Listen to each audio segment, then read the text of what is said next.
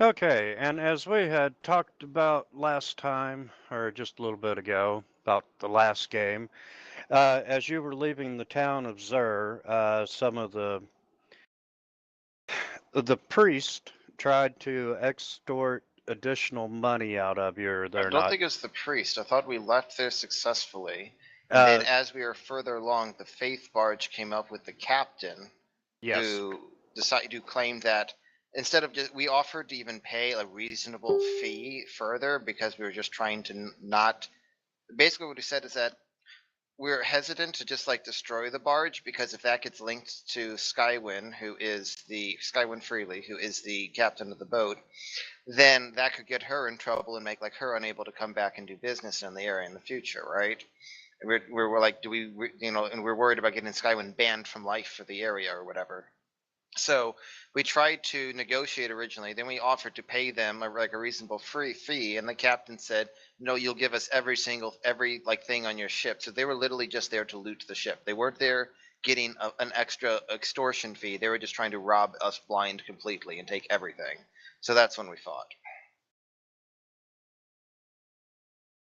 And killed them all, saved a whole bunch of slaves that you're going to deliver somewhere along the river.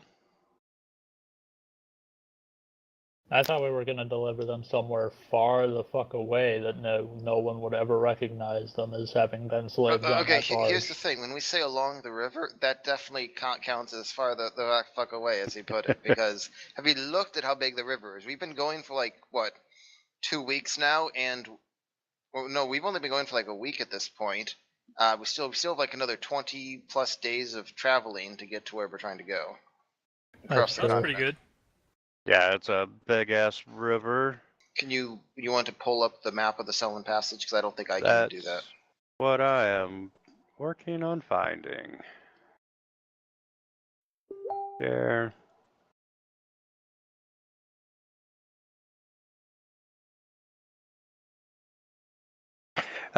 They started out at the town of the Thrushmore.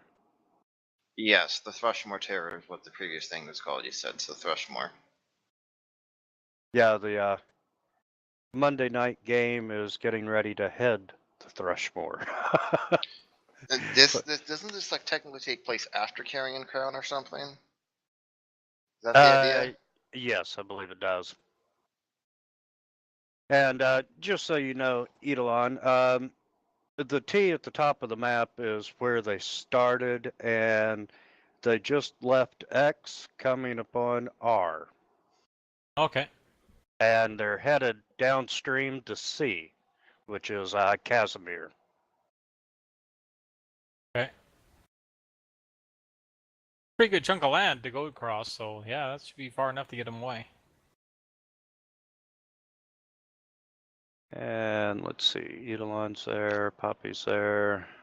We're trying to go on a long trip to Casmaron, right? We're trying to find the mystical sites in Casmaron to find the star Stellai that Laos is looking for. Sure.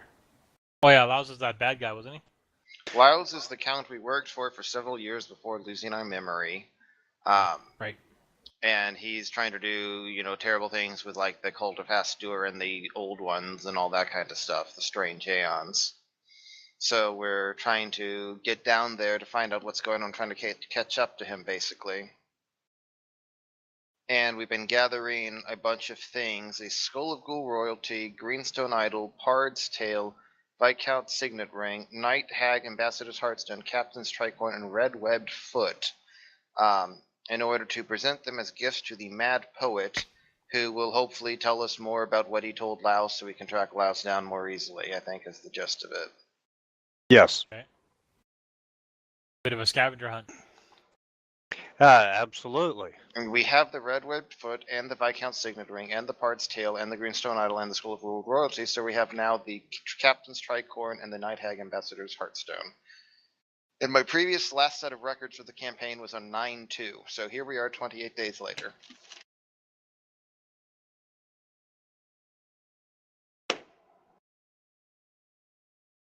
Yeah, it's been a while. and today is 9/29. 30. 30. Denial will not help you. October's tomorrow. I know, it sucks. October is coming. I'm still waiting for July to get here. Oh, frick. I hear you. Unbelievable. Okay, you're on board ship. You have saved the slaves and so forth, got them settled wherever you can, and you adjourn for the night. And I'll give everybody a overnight rest. Clear off half a dozen effects. And it's shortly before dawn, and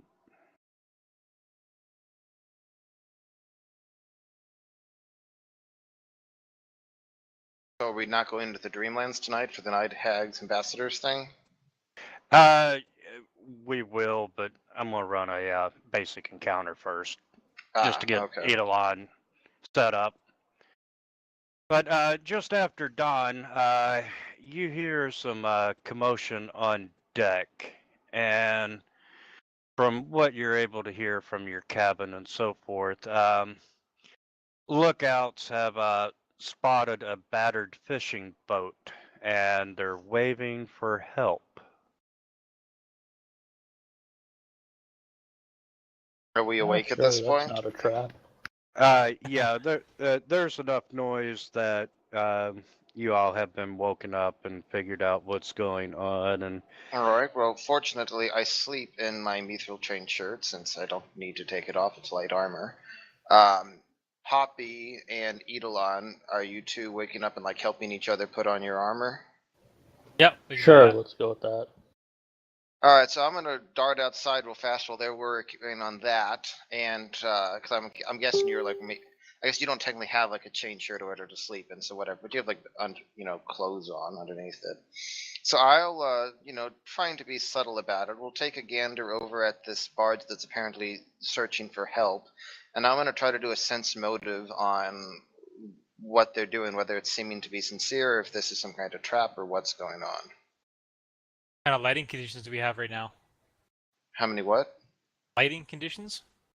I know it's first in the morning, but yeah, it's actually bright enough that you can actually see without any problem. Eric, at this point in time,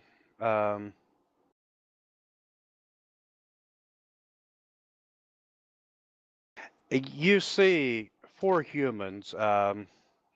There's 2 men and 2 women on the boat.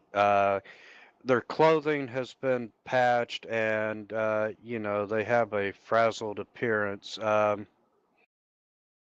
They look like lost fisher folk. However, something sets off your spidey sense, and you have reason to suspect that it could indeed be a trap. So are we like on a collision course with them right now, or are they coming up behind us? What's the deal? Actually, they're stationary, and Skywind, who's the captain of the boat, is directing her ship over to their ship. I'm gonna go up to her and say, "Don't go over there just yet. I smell trouble. Let the other two get their armor on just in case." how long does it take to don armor? Wasn't it like 4 5 minutes. 4 minutes? And that means 8 minutes total because you need help. Like one of you needs to help the other, and then vice versa. And I can, if I go in there, I do not help at all, basically because you still have to go 2 in a row. So I can't speed it up. Okay, no worries. If we had a 4th person, and then each of us could help, we could cut it down to 4 minutes. But it takes 8 minutes here. Okay. Skywind says that she will approach slowly and circle the boat to see if there's any damage, and And I'll say, I'd suggest as we get closer, get the crewmen, away from whatever the closest edge is, just in case these are more pirates or whatever. Make sure they're safe. And she barks a few orders, and most of the crewmen go over to the far side of the boat from the one that you are approaching. And she yells out, Skywind yells out, what's the problem? And the one of the men on the boat yells out that, we hit something and we're stuck.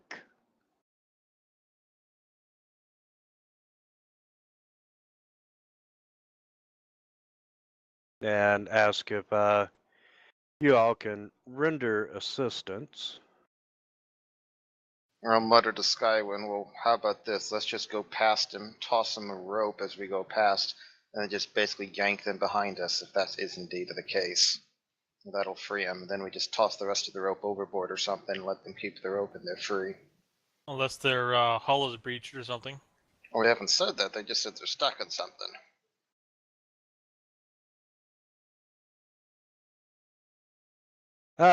Skywind yells out and tells them to prepare to catch a rope and says that, they're going to pull him to the town of Riverton. And he's like, I don't think that will work. We are stuck really good.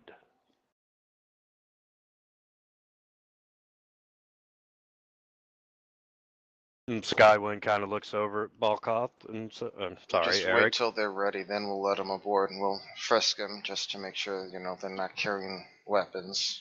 I'm assuming they're clean. Then find a spot, I guess, but I still don't like this.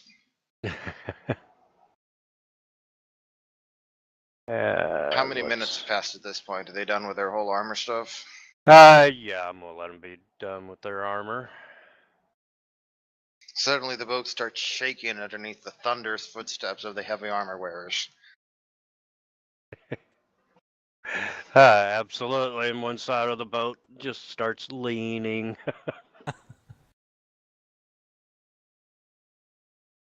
Okay, so presumably, we go over on the, do we have a map of the boat that we're currently using? Yep, the blue square is the boat that you're on. Okay, good enough. So we'll just be kind of waiting there. I guess the rock's flying up overhead, providing overwatch. And we'll just make sure there's no one else around here when they actually get over here.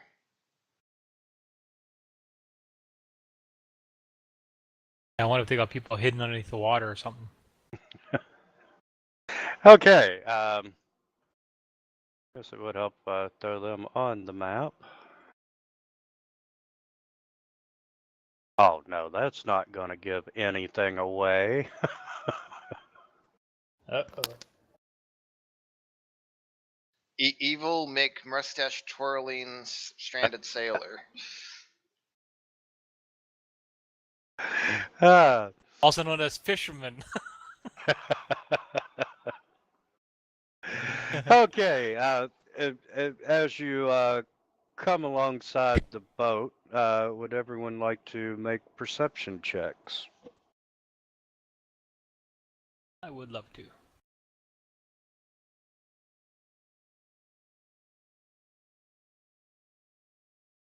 Isn't it? You can do it either by going to the skills tab or on the main tab on near the bottom left. There's a button specifically designed for perception.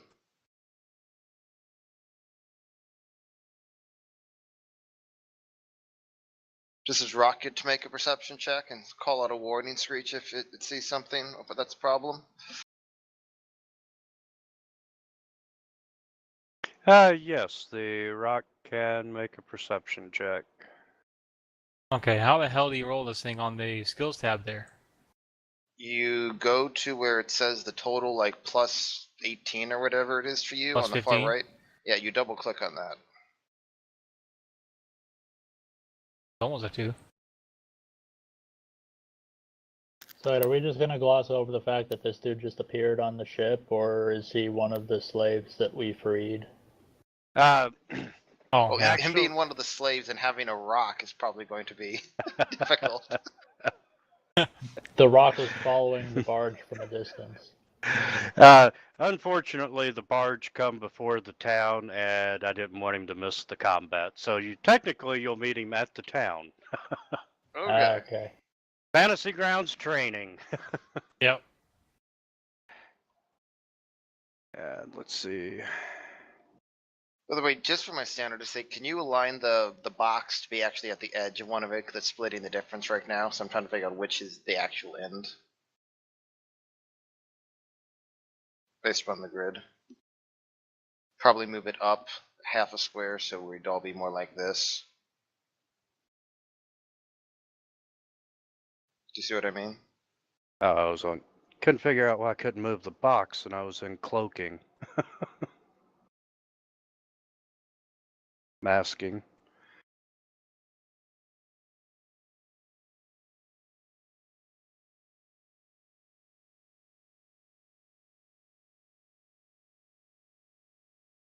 Okay. Let's see. Those.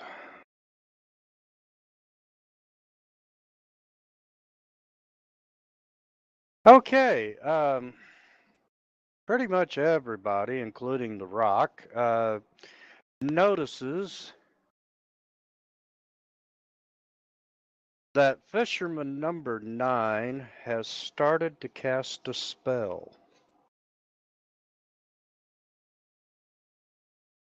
As soon as the boat gets close enough. Alright, is that a good time to roll initiative then? Yes, it would be a really good time to roll initiative. And Eidolon, on your character sheet, on the main part of it, there'll be an initiative.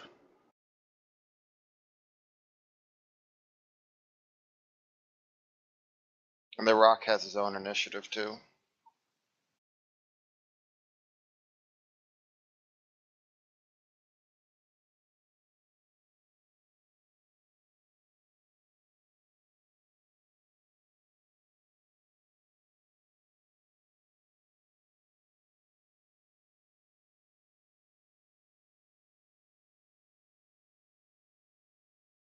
Okay, so Fisherman 9 has started casting a spell.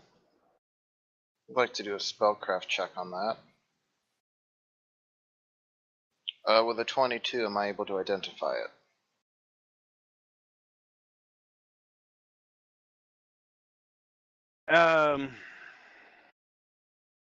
It's 10 plus the caster level plus the spell, It's right? 15 plus the spell level. 15 plus the spell level. Then it's also Yes. technically -1 for every 10 feet I'm away from him. So I've technically got an 18, which means it's of a level 3. Yeah, because I get -4. So if it's a level 3 spell or less, I would recognize it. If it's a level 4 spell or above, I wouldn't.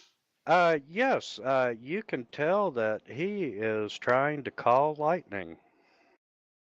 Oh, fantastic. And number 11 is going to take a 5-foot step closer to the boat. Your boat. Poppy.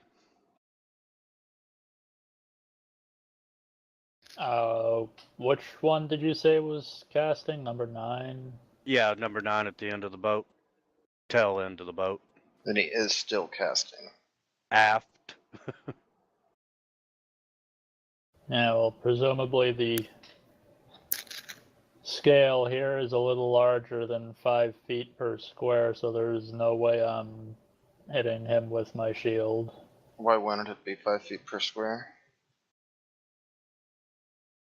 Because it seems like, yeah, well, our boat seems kind of small then, but whatever. Well, our boat is just a hypothetical representation here, so pretend that's our boat. It's really big. It's a huge boat.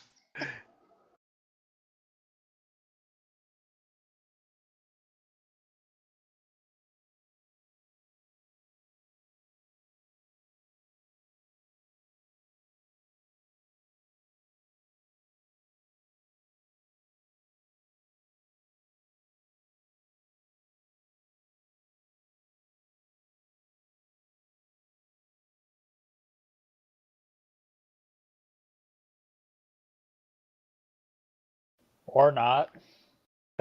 Now I have to buy a new shield because I lost mine in the river. It's a wooden shield. It floats. Yeah, it floats away. Bye, shield. We'll send the rock after it. Yep. Fetch. Okay, fisherman number 4 is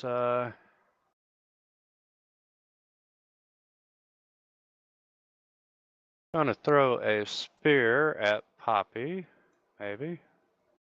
Yeah.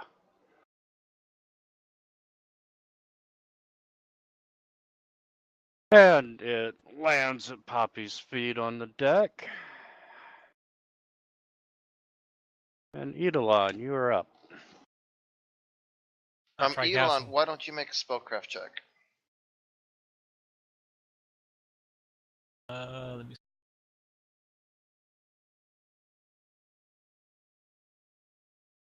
It's just a base roll. So Do you give it not a have shot. spellcraft training? I thought that's one of the ones you picked. Is it not one of the ones you picked? Nope. Oh, okay, never mind. You're a druid who doesn't know anything about spellcraft. Okay. You don't get a spellcraft check then. So what are you gonna do? I was thinking about casting Burst of Nettles. Okay. Give it a try, see what it's like. Now we'll aim for so I was able to tell the fisherman I was casting the spell through my rock, right? Thought I'm so. sorry, one more time. So I was able to tell that fisherman number 9 was casting a spell. You can see him casting a spell, you just don't know what he's casting. Okay. Nope, no problem. I will hit him with Burst of Nettles. Okay, and that is a 10-foot radius burst. So that means Maybe get his buddy. Should be able to. you have a box that's this big. So you can get up to 3 of them, assuming you're wanting to hit Fisherman 9. Yep, that'll work. Okay, so then you target each of them. Control Okay. click.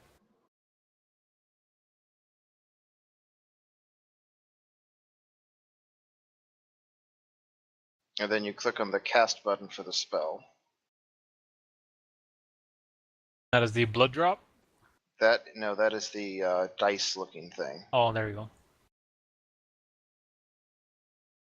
So we see that Fisherman 9, 4 failed, 11 succeeded.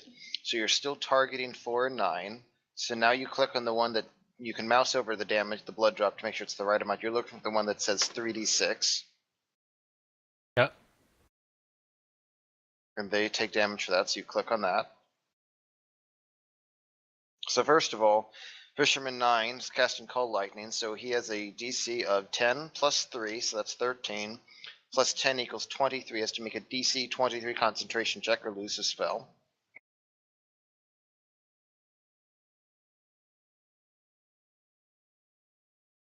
And he lost his spell. God damn it. I'm Yay. so sorry and upset. Then, is there another button you have to put the damage ongoing effect on them? Or it'd look more like a guy, an icon. Yep. So click on that. So now at the beginning of their next round, they'll take the 1d6 acid damage. So then untarget them.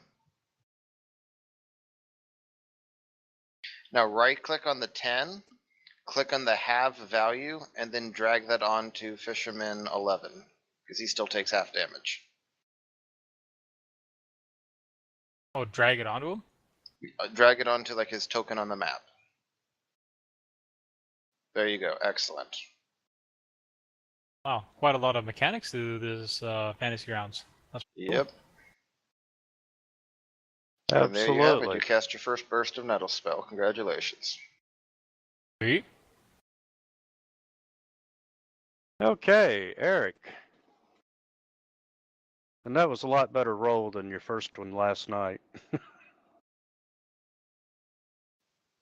Me? I don't know. You Oh, talking to No, Edelin? Edelin. Me, my Okay, first roll was a 1.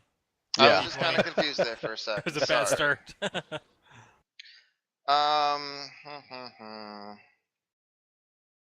Are we planning on trying to do the dream thing tonight? Really, I'd kind of like to get you into the town next. Okay, So, that's later. I'm no. basically trying to figure out what the plan is so I can plan out my daily resource use. And what's worth. No, you will not be in the Dreamlands. Okay. Um.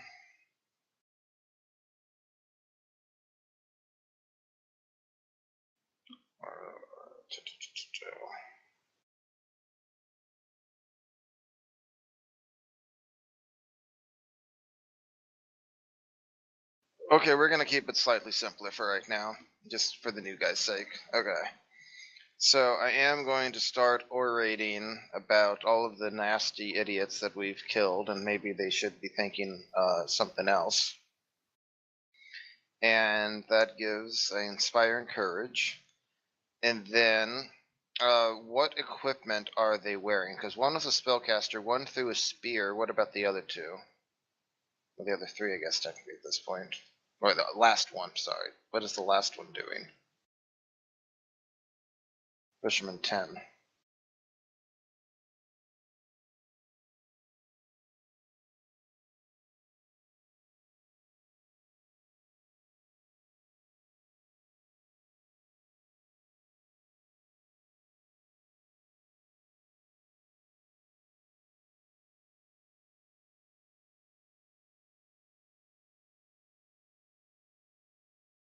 Wintermute, did we lose you? Oh, sorry. Yes, number 10 has a scimitar. Are any of them holding shields? Do not believe so. Okay, I'm just gonna try shooting the person who knows a spellcaster with my crossbow. No shields. Okay. That apparently hits. Deals 9 damage. What's the rock gonna do? I thought we were gonna leave him out of combat for now, actually, just to keep this simple. Yeah, we can. Up to you. Okay, well, he can just simply, obviously grab one of the guys off the deck and, fly off them and drop them from a great height. Oh, you meant from the other boat. I was thinking Poppy.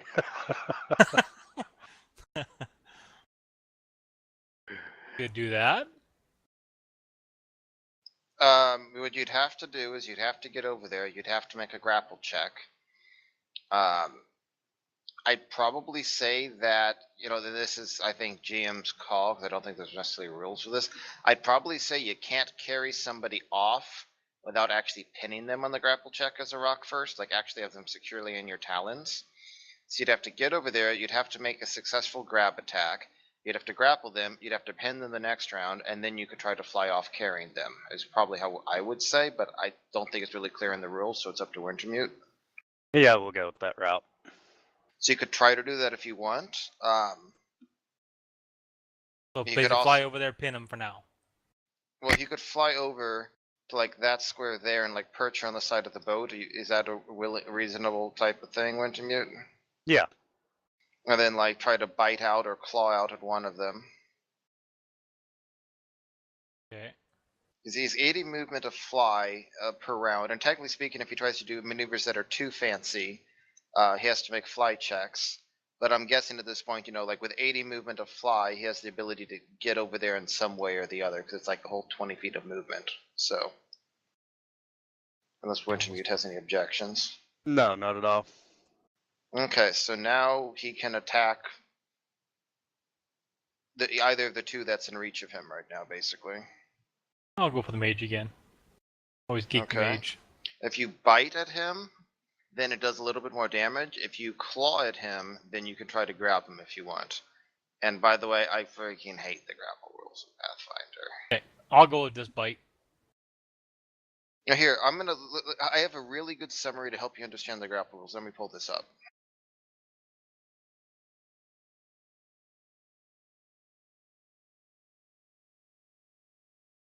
Okay, so click on that, and then Bloody click hell. on that.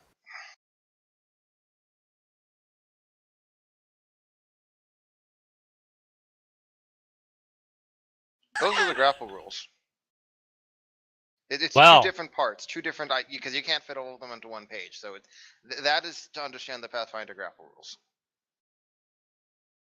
I heard rumor about this, that it was ugly.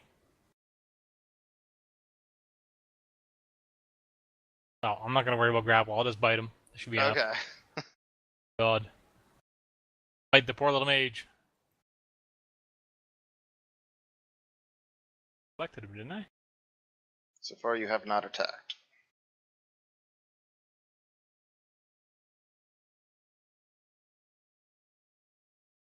There we go. That'll do it. Didn't double click quite well enough.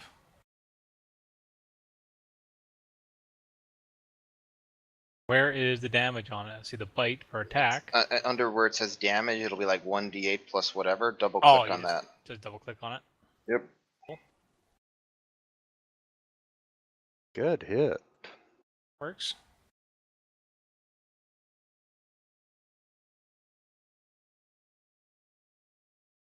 Okay, fisherman number 10.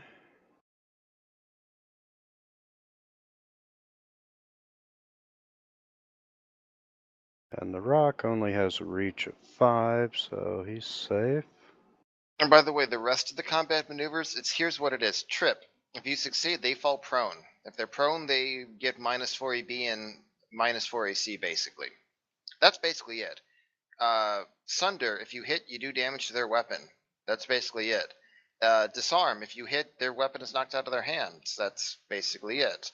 Overrun, if you succeed, they're knocked prone. Same thing as Trip. That's basically it. Bull Rush, you move him back 5 feet for every 5 points you beat their CMD by. That's it. Like, everything except grapple is pretty simple. And grapple is just a nightmare. I'll think I'll avoid it in the future. My brain melts a little in my ears.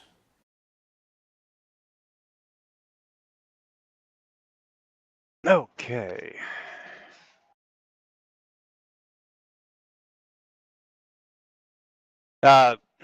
Fisherman 10 took a swing with scimitar at the rock and missed. Number 9 is gonna... He lost the spell, so he's gonna grab his scimitar and take a swing at the rock and misses as well. And 5-foot step.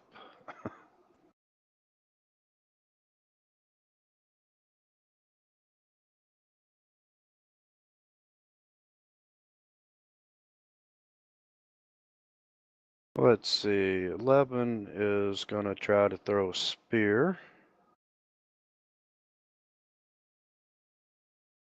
at the rock and misses. What the hell's his AC? You don't want to know. Wow. That's not even that's without Barkskin, by the way. You can get another 4 AC from Barkskin. Not my fault, not my fault! Wait, I'm sorry. Damn what just happened? The optimization. Rock has 30 AC without even getting buffed with Barkskin. And keep in mind, literally the only item the Rock has is he has a non-enchanted, just plain mithril chain shirt. And even if he had a non-mithril shirt, a normal chain shirt, his AC would be the same. So literally just wearing a chain shirt, light armor, his AC is 30. Damn. Without Barkskin, which would buff it up to 34, and without any magical enchantments or any other buffs. So Yeah, that's the kind of AC that Poppy needs.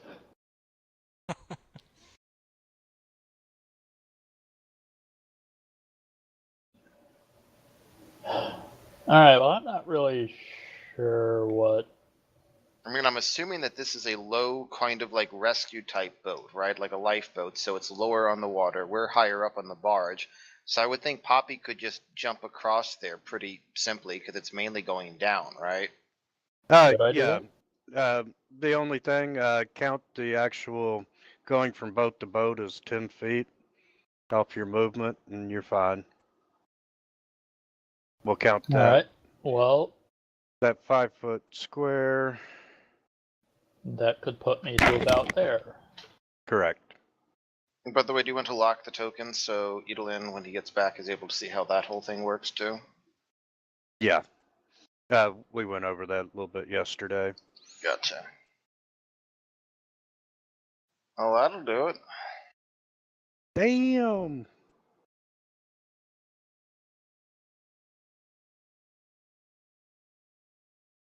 Now he survived that. I'm kind of sad. Should have been wielding a great axe, am I right? That is correct.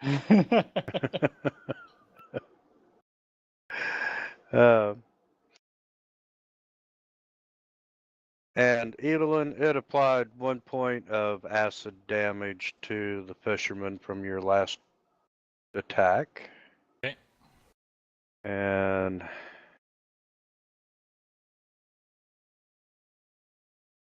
number 4 is going to take a swing at Poppy like that's any damn better.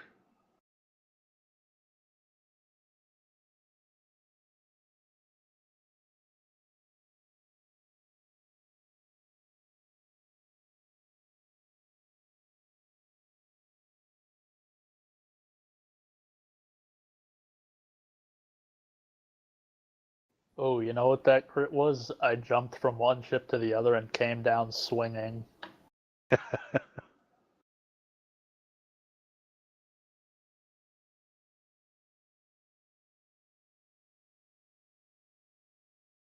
And Edelon, you are up, sir. Well, I got no ranged weapons, so I'm gonna search around our boat on the edges to make sure nobody's trying to board us. Or grapple hooks on the side and climb up and get us from behind or something. You could also turn into a tiger and jump over, and I could do that and watch the boat. Try that, I guess, eh? Abilities. Just click on it then. For the large wild shape, yeah. That should apply the buff to you. On little man. All right. Then, Wintermute, you want to delete his token, change his size to 10, drag it right back to where he was. Which way do you want to grow, by the way? Because you'll now take up 4 squares. Hit. Up and to the right, I guess. That's fine.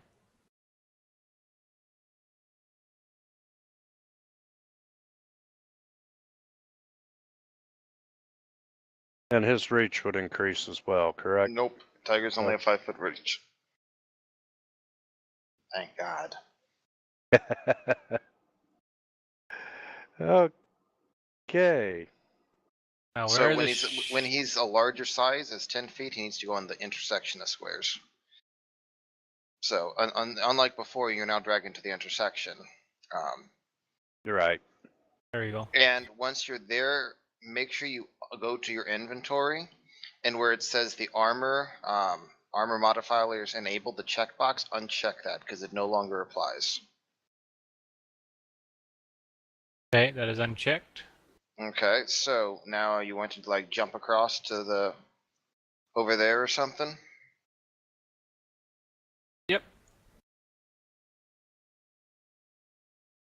Be a jumping skill then, or acrobatics, I guess. Technically acrobatics. What you might want to do is something like this, with if Wintermute's approval, is to basically just try to jump over that way with an acrobatics check. Probably I got like, a movement of 40, so 35 will be good. yeah, and with an acrobatics check, it's probably something like, I don't know, DC 10 or something. Yeah. It's not that bad of a jump. He needs a tiger, so I'm pretty sure he can easily make that. Okay, I will jump. All right. Hey, look, you literally can't fail. Pretty much.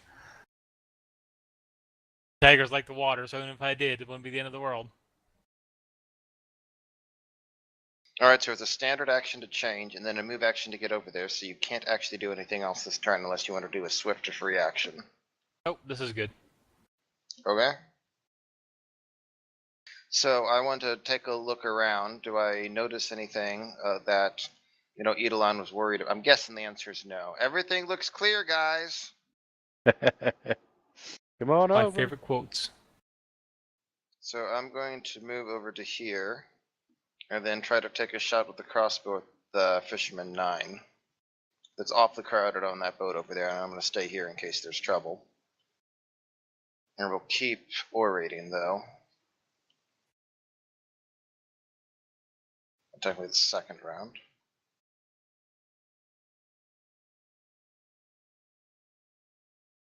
Am I allowed to move over there, Wintermute? Sorry, Whee! So, and just if you're curious, Edelin, in Pathfinder, unless you have precise shot, you get a -4 penalty at firing somebody who's engaged with a friendly ally, right? Yep. So you're trying not to hit. I don't have it because I'm technically a melee build 2. So I'm trying to shoot Fisherman 9 because he is not engaged in melee combat with anyone else, unlike the rest of them. So that's why I'm moving over there to fire at 9. Okay. Guess that'll do it. just a little bit. All right.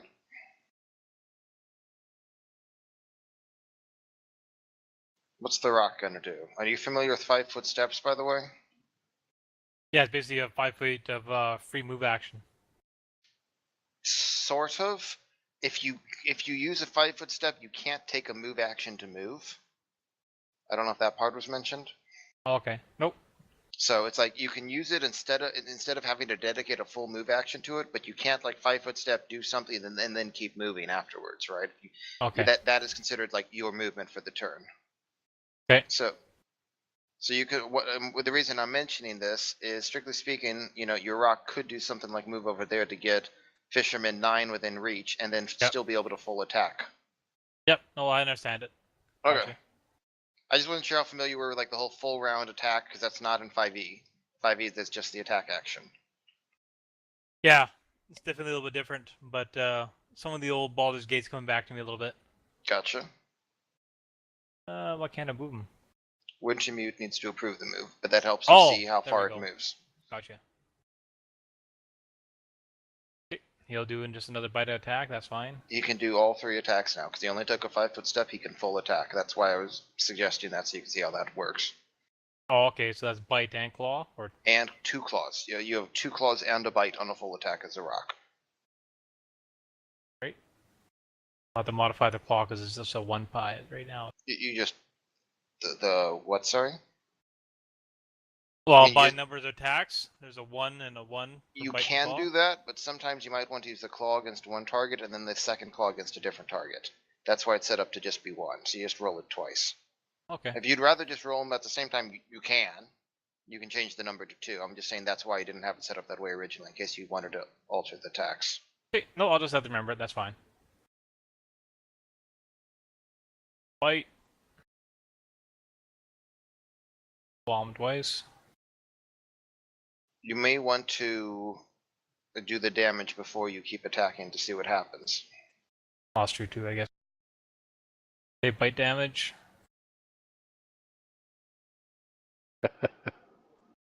Claw damage. Well, strictly, when he's helpless, I'm assuming he would attack. If your rock keeps attacking the guy who's crumpled on the ground dying, then the second one would hit him, sure. Otherwise, it would miss if you try to claw something else. And then you still have 1 more claw attack that you can use against any target in reach. Depends if this guy's dead or not. Well, he collapsed to the ground dying. Then your rock clawed it again. Oh, there we go. Just, Status dead. Tore its heart out through its chest or something. Had a snack. Okay, then I will just get the guy Fisherman 4. He has no spear. What the hell's with these low rolls? Unfortunate. Better you than me. Okay. Oh, that's cool. Okay. Number 10 is I'll take a swing at Poppy. Nope. And take a 5-foot step.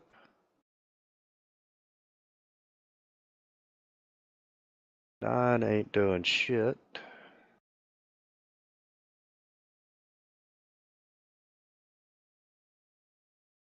Okay, 11's gonna try Eidolon and misses.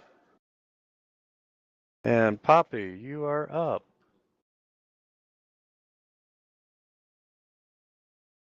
Flanking's +2, right? Yep.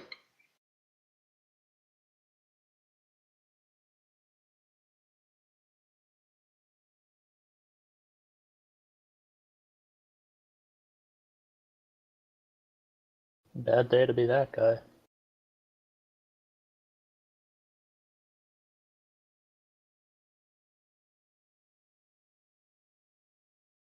Or I could just, like, not roll higher than a 5 on damage. I'm sure Wintermute feels very bad for you.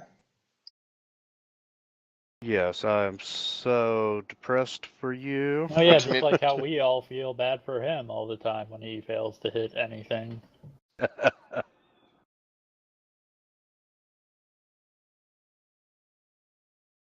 Oh my god, I think that guy's just gonna jump overboard.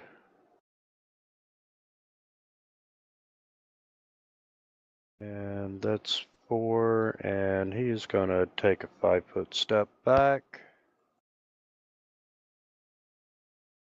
Eidolon, do some damage. I will try. Since I got number 11 here right beside me. you do have a flanking buff that you can apply to your character. Next to, just above Wild Shape. I guess we are flanking with Poppy, aren't we? Yep. Sure, what the hell.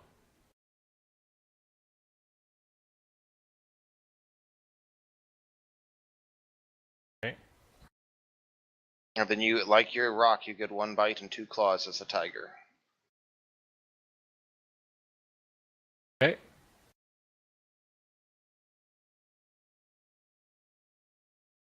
Okay, you didn't actually target it, but here's what you can do. If you drag Oh, that whoops. 28, drag it onto Fisherman 11, and it'll tell you the result. In a shocking twist of events, a 28 successfully hit. Okay, and I got him targeted now. I'll do damage. Of course.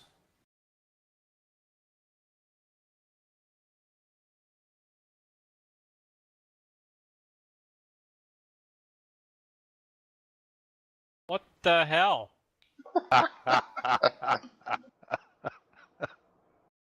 Are you playing We're on a doing- laptop by any chance? Change No. your dice color. It's the only way to help.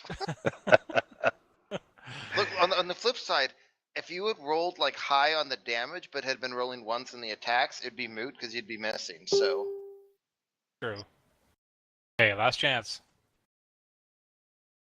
Better. Dying. Okay, cool. now at this point, you are able to still 5-foot step because you haven't moved this turn. So you could 5-foot step down to the right to try to make sure 10 and 4 are being threatened by you and can't flee easily or whatever. Sure, that'll work. I was originally hoping you would have killed 11 earlier, so I could point out how you can 5-foot step in the middle of a full attack. Also, you'd want to be there just to prove the move, Wintermute. I realize you can't see the arrow, but there you go. Okay. Well, they're threatened. I'm right there. Yep. That's all you can do, though. No, that's perfect. I'm gonna whine and bitch about how you assholes are getting in the way of my shots, and now I get a -4 penalty, and it's just all bad, and it's gonna stop my oration, so no one gets the benefit of my bard buffs anymore. Sorry. I only have like 20 rounds per day, so I don't want to spend too many here. And then I'm going to try to shoot the Fisherman 10 who's already wounded. At a I'll be. -4 penalty. I'm gonna be right back. Apparently good enough to hit. 4 damage. Check that out. Hot damn.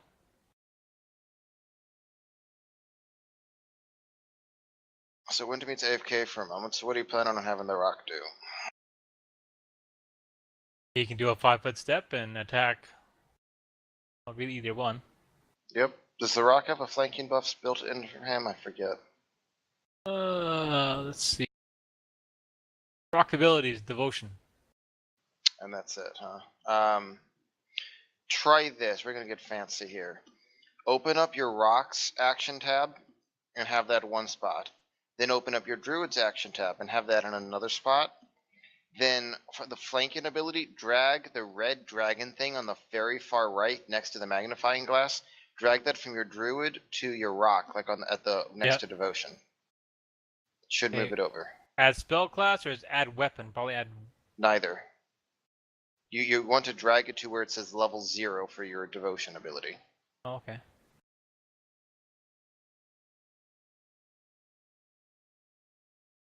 Did that work? Second. Is that a nope or a yep? No. Okay, so you have your... You see where it says level 0, then devotion underneath it, right? Yep. Then on your druids tab, you're dragging the dragon thing on the far right, the red. You're trying to drag that, and you're trying to drag that onto the level 0 for your rock, right? Yep. And what happens? Does anything happen? Oh, now it went. I must have gone into the tan area. Gotcha. Oh, that's a nice little cheat. Yeah, that way you can transfer effects around between different characters if somebody has it set up. And the GM has access to all the character sheets, right? So if I'm like, hey, you know, the rock should get my fighting defensively buff, right? You can just open my sheet and drag it over to him easily to save down on having to retype stuff.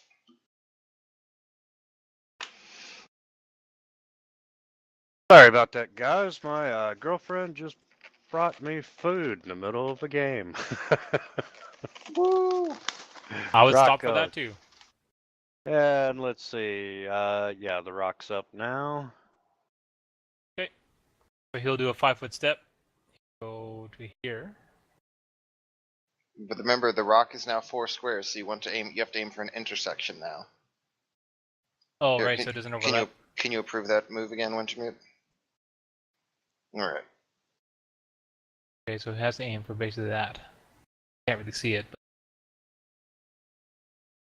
Not quite there. Can approve the move again, Wintermute? Oh, yes, that's the ultimate goal right there. So it would basically have been doing that. So. Yeah. All right. Hey. What's the rock now? The rock is flanking for both of them with you. Yep. Also add the buff, I guess. Yep. Added, yeah. Go click. Yeah, with the scimitar. Go bite. Woohoo! Damage. Because he's petty. Another claw attack.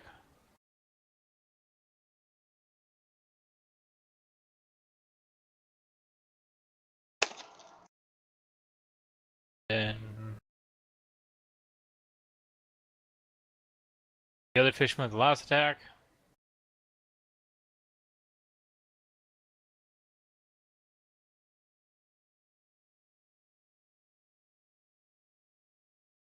Rock is done.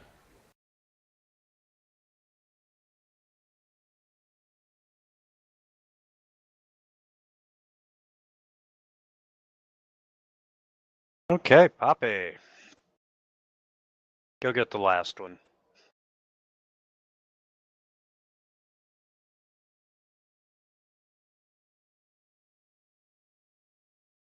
Not with rolls like that. I live to fight another day. Is he like at like less than 5 hit points, and if Poppy had rolled higher, he could have gotten it? No. Oh, okay. That would have been glorious, though, if that was the case. Yeah, well, he can go fuck himself.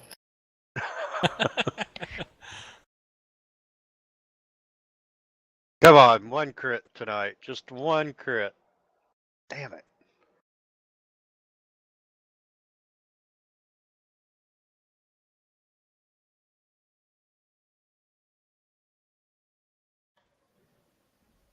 Actually, I don't know why I'm so jealous of The Rock having 30 AC. I have like 29. Yeah, he's not that much harder to hit.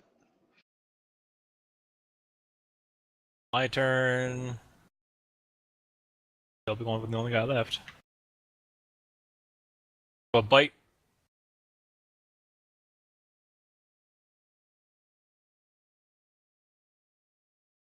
Yeah, that did it. And basically tear out his throat. Ah. Well, hang on a second. Strictly speaking, if you want to be accurate about this, he is now considered helpless because he is dying, and he's also prone. So try dragging your 14 back onto him.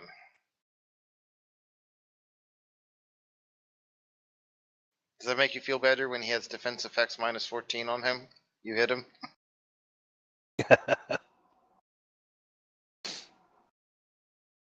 Okay. You just seem so disappointed that you missed when you really would have hit. That's all I'm saying. That's true. I also forgot to put in the flanking bonus too, but No, you have the flanking bonus on you. it's still on? Look at the combat tracker. It'll show your effects. Yeah, I'll find it here in a second.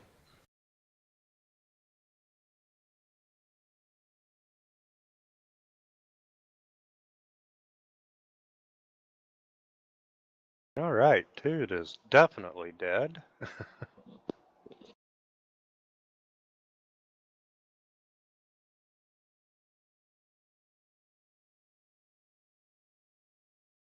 I just realized all of the effects have been cleared on me.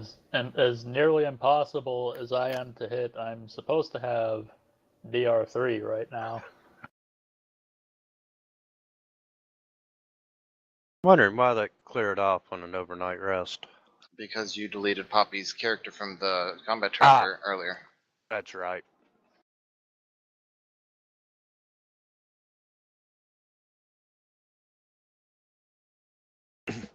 Okay. Poppy, you are now on board with one tiger and one raptor. Oh god, Velociraptors? Did somebody say raptor? And 4 dead bodies.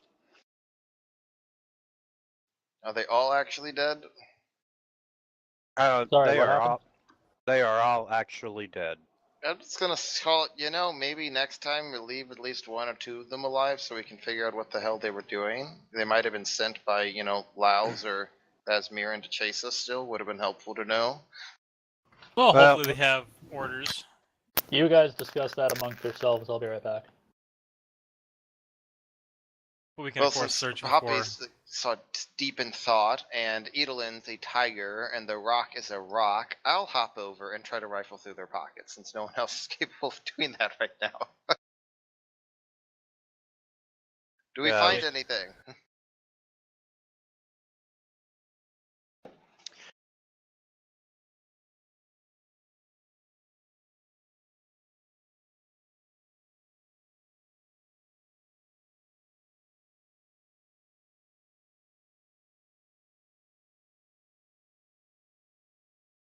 Did we lose you? sorry. Each of the first of all, you find a holy symbol. Okay, I get I think it's 48. 33, we said. What the hell? I get a 29, apparently, right now. I'm assuming I recognize the holy symbol with a 29. Yes, and they are handspur worshippers. Isn't that what you said the guys from the town up ahead worship? The river god thing? Du-du-du-du. Let's see. Fanatics.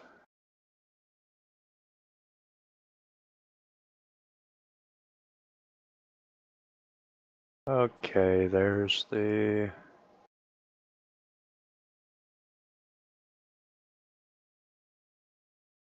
Yes, I believe it was. Because what did you say? River Run or something was the next town. Our place. Yeah, the next one is Riverton. Is the Okay. next town. And truly, in this part of the country, coming across demon worshippers and Is he a demon? evil gods, you know, that's. Is he an evil god? That's a serious question. All I know is he's like this river god. Is he an evil god? Hold on just a second. Let me pull up some details on him.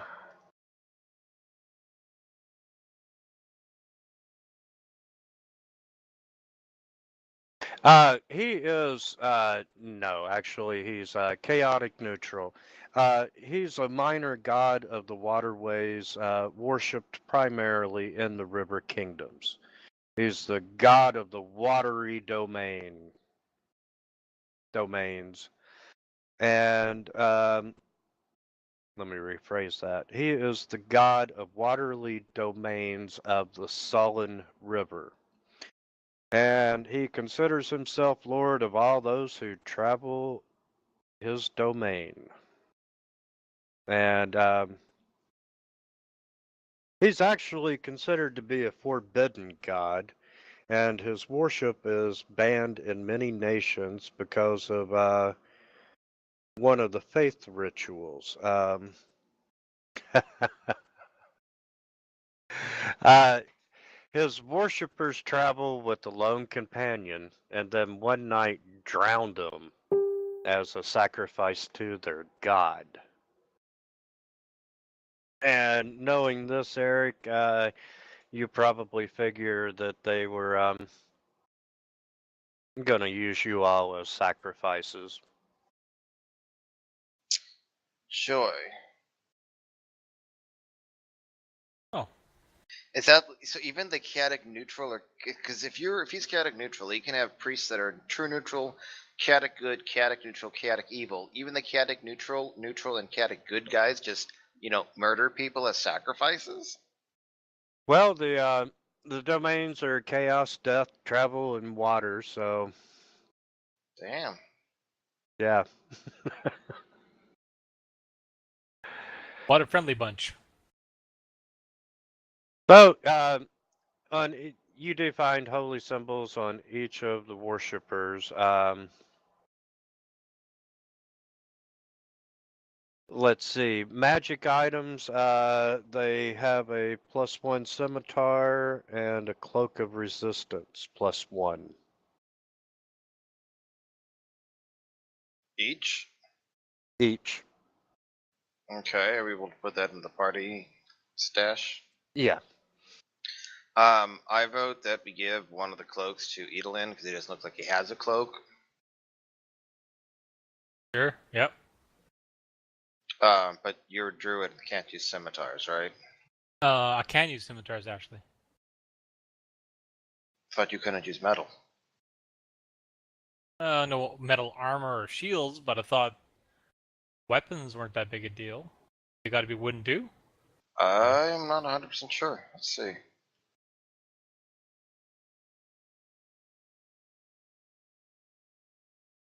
Like slings, daggers, scimitar, sickle.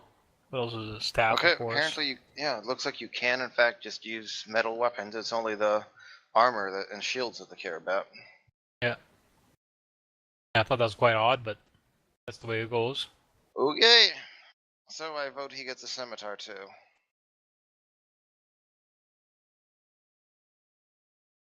That'll help.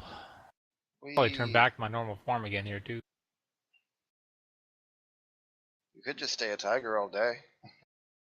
Just for, is it an hour per level or just an hour? An hour per level. So you have 8 hours on this use, and then you have 2 more uses after this today.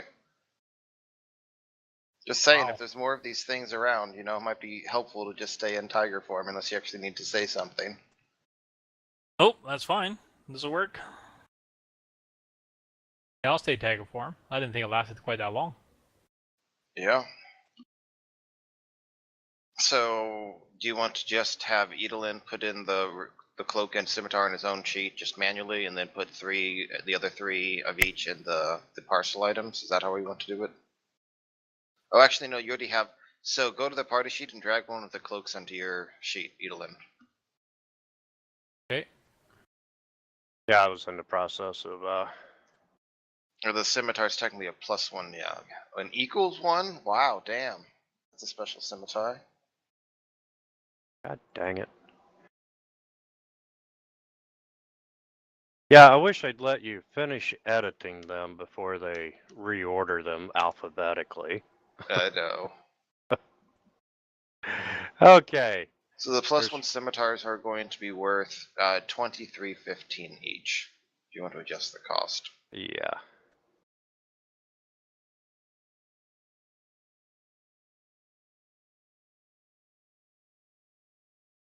Okay, And then we are good. Edelin should grab 1 of each.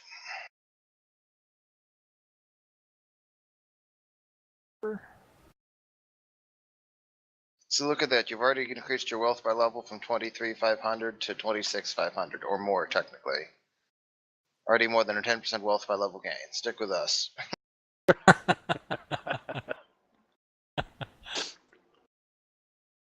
If you can handle the optimization. Well, I don't know. It almost broke me there for a second. I did suggest you turn on flanking when you were flanking. That's like +2 optimization right there, like. Yep. Actually Damn suggesting you. the mechanics be followed, like that's just pretty crazy.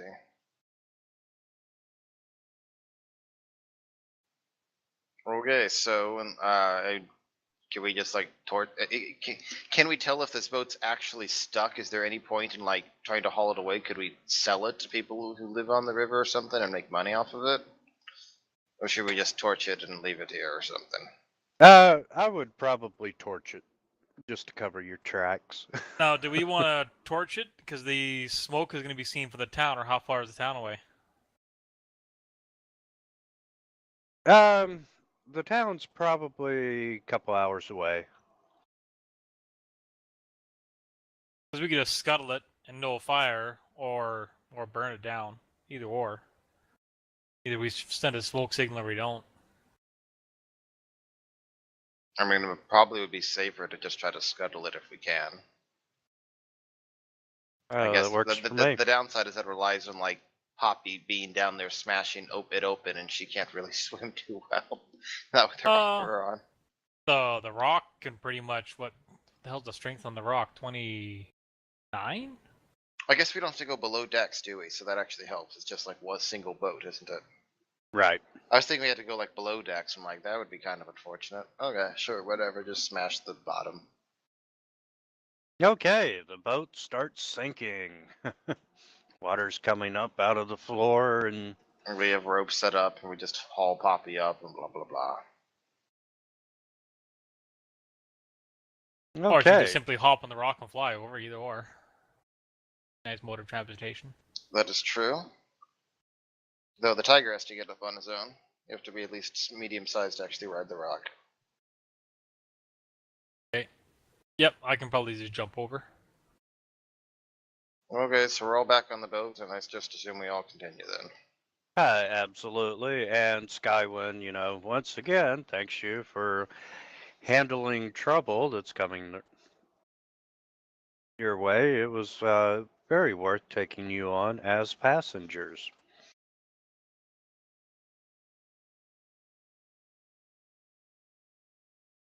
More than happy to help.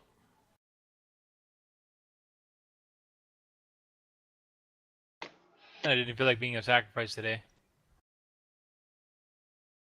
What about tomorrow? Tomorrow's up in the air. We'll have to see how it goes.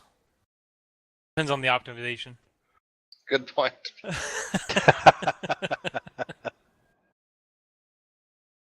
Oh, too funny. But yes, Skywin is very grateful and so forth, and uh, being as you relay that they are Hanspur worshippers, she's not really surprised that the town of Riverton that you all will be coming up on, and she will be stopping for supplies.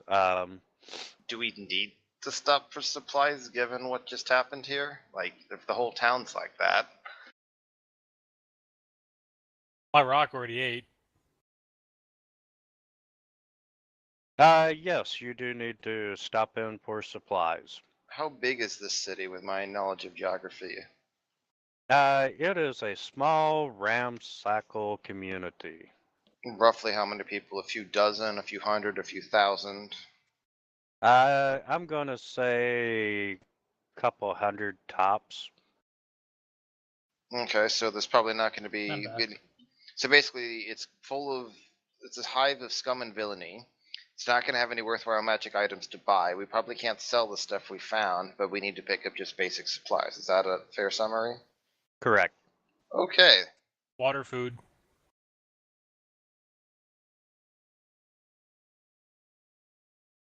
And let's unmask everything. But can I just point out that it's kind of strange having Hanspur and Hasper in the same campaign as like the evil gods or whatever? I agree. As if the king in yellow and the yellow king wasn't enough. Makes you pay attention. Absolutely. Okay, So unmasking it leaves that there's still just this large section that's just white in the upper left? yes, absolutely. Huh. Like I can tell that's actually unmasked because I can see the mask at the bottom. It's just like that's kind of a weird map. Okay. Okay, let's see, you had a knowledge.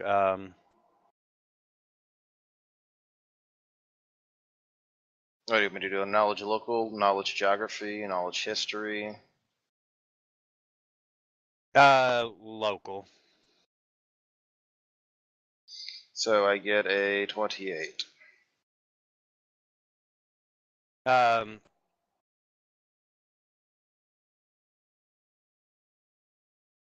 Actually, I'm gonna go ahead and use one of the Book of the Lore Master, so that's a 33.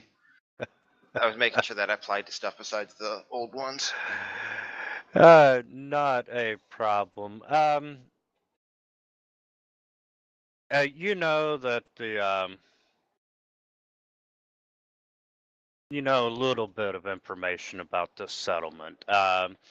The uh, only laws in this town are the erratic decrees of the leader known only as the River Prophet.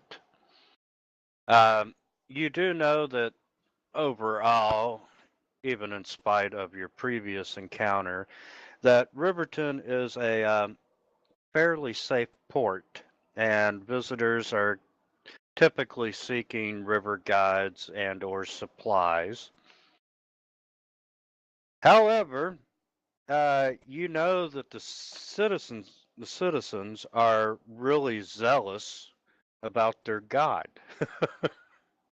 and they tend to pester visitors to the town, which discourages long stays. Hey, convert to our religion. Hey, brother, come to our church, etc. All that good stuff. And by come to our church, they mean come be a sacrifice.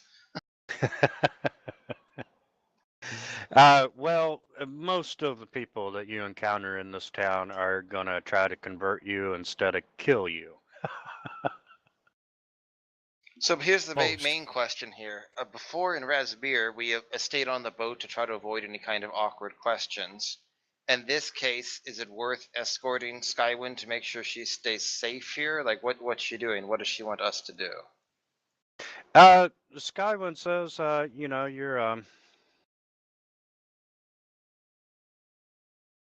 she's going to keep this stop short. I mean, unless we have a reason to go into town and or she needs protection, I'd just as soon stay on the boat and try to avoid trouble unless somebody objects. Yes, she does say that she's going to keep the stop short. The primary reason is to get out of town before the mandatory sunset service, which everyone, even a visitor, is required to attend. And, she goes on and tells you that, she's had to attend a couple of these ceremonies before. And she describes it as 3 hours of desperate shoreline flailing by mad, muddy fanatics. How if everyone has to attend, how do they enforce it? Because if I just I'm small, if I just hide in a barrel or something, they're not gonna have guards walking around to see if anyone's not there because they would have to be there, right? Well, a few people are exempt to enforce the rules and so forth. For the greater Lucky good. them. For the greater good. And if they find you and you're not there, well, then you get sacrificed. And you pull in, and you've been on the boat for a while, so it's probably a good idea to truly get off and Hang stretch on. your legs. Just point out, while we're traveling down the river, haven't we been stopping every few days or whatever for an hour or two to make sure we can stretch or whatever?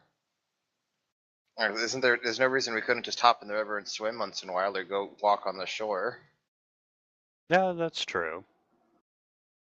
Depends on what kind of time constraints we have. If we were in a hurry, We're taking a boat that takes at least 30 days to get across. We're not exactly rushing here. true. And as the boat pulls up,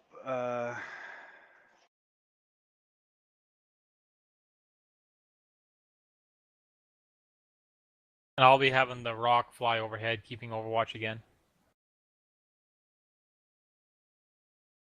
I have a question. Can we call the Rock Commander Morrison? Who's Commander Morrison? He's the leader of the Overwatch team from the game Overwatch by Blizzard.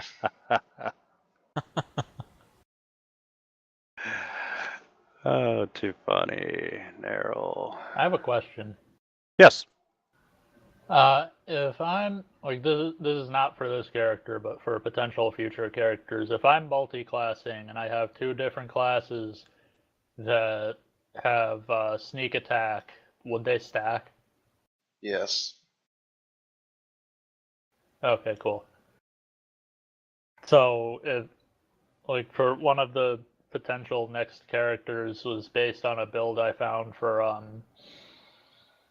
the fuck is it called? The Faceless Men from Game of Thrones. And it uses the Master Spy prestige class. And I have 4 free classes of my choosing. So if I went with Ninja or something, I would have basically have 14th level sneak attack.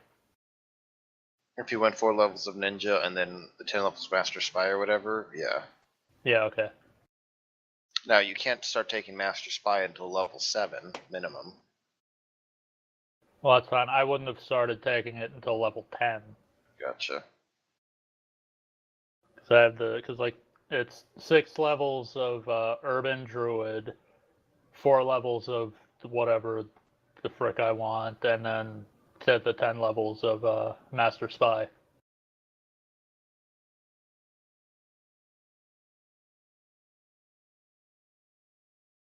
Very interesting character.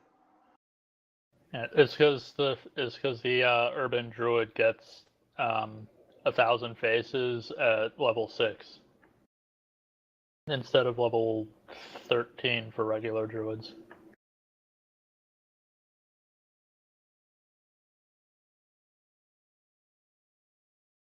Plus, I get knowledge as a domain. Okay, the rock is flying up, and as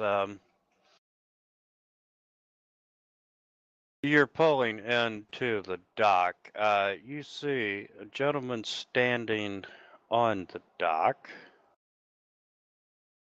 That Skywind does inform you is the River Prophet, Of course, we run into him immediately. which is kind of odd because he doesn't typically come out to. So is he an elf, half elf?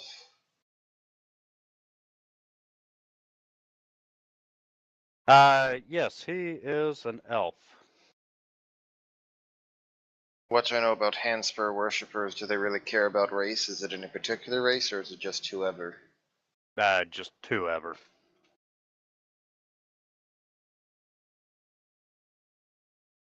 Alright, well, I figure we let Skywin try to handle this because she knows the town and we don't, and she says what she wants, and we just kind of make sure we're ready in case something happens.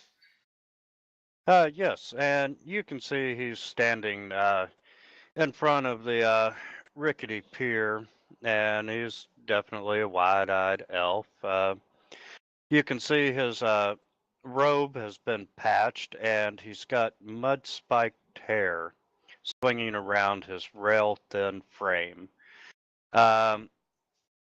He's got several women that are following a few paces behind him, and I am not familiar with that word.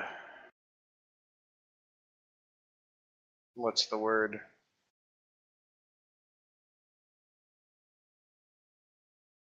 A coterie. Coterie.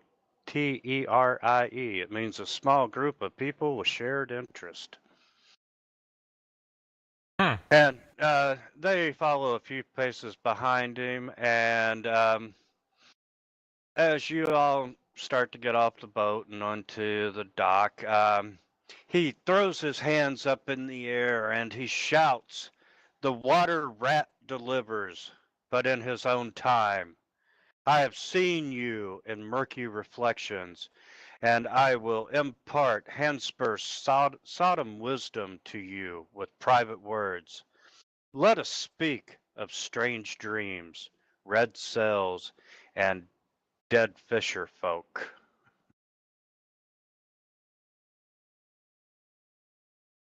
And he's like, Not creepy at all. will you all speak with me? Go on. Okay, he kind of walks away just a little bit where you're all out of earshot of the women and so forth. Is Skywin And involved in this, or is it just the three of us? uh, And by the way, I realize this is kind of messed up in general. Is Edelon with us right now, or have we not met him yet? technically, you haven't met him yet, so I'm going to slide him off the dock. Oh, Yeah. Poppy, look at that. There's this weird bird flying overhead. I wonder what that's about. Look at the size of that bastard.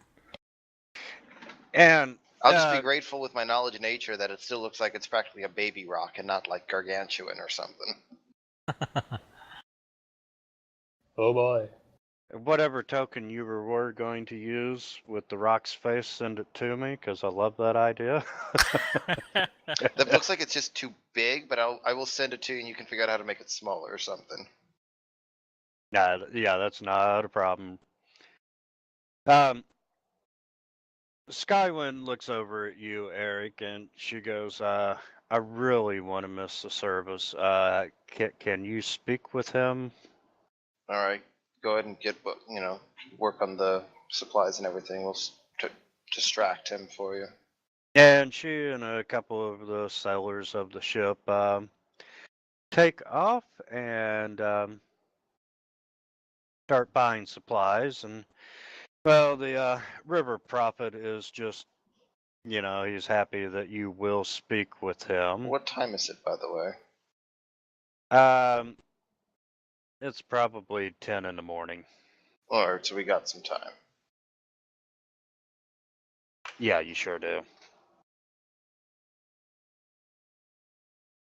Riverton. Okay.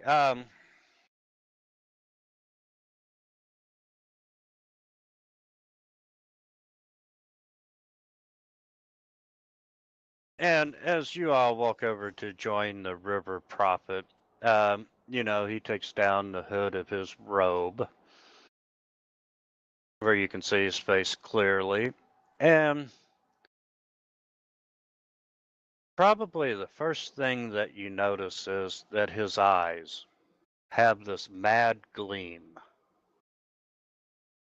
And needless to say, you're all a little apprehensive, but he says, thank you for talking with me, and you know, just before midnight, many nights ago, uh, has it been 2 weeks or 3 weeks? A red-sailed ship came to Riverton, and the captain looked like a man dressed in thick clothing, but he was no natural man. Although I cannot say what caused such unease to afflict me. Um, he passed me a large ruby and asked whether any travelers matching your description had been in Riverton. And I swore by my drowned soul that no visitors had arrived, and taking this ruby, he's spending it. It's ill spent. And the captain just merely chuckled and, gestured to me to keep the gem for my trouble. And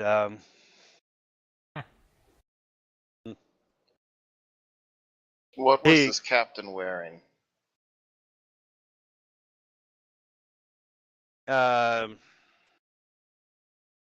let me come back and answer that question. Um,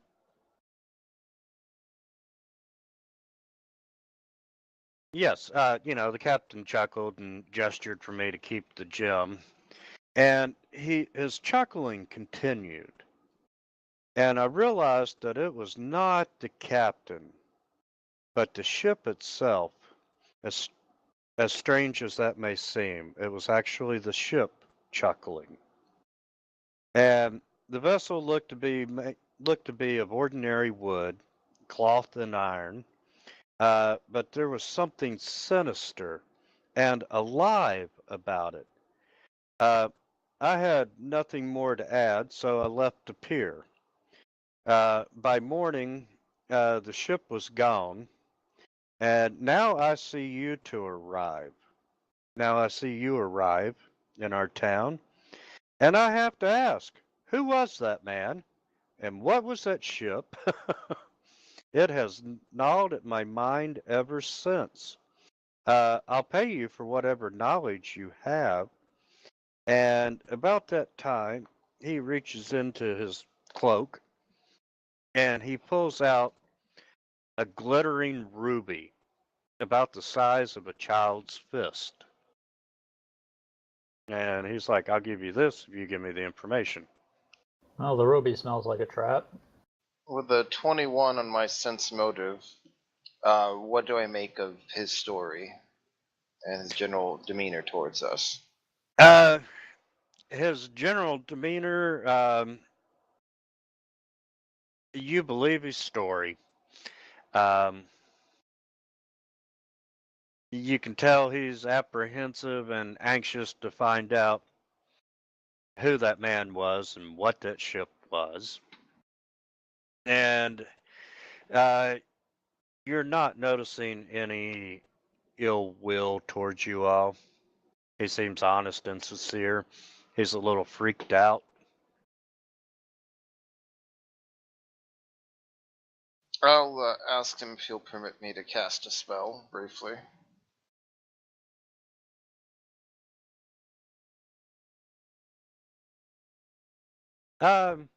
What kind of spell?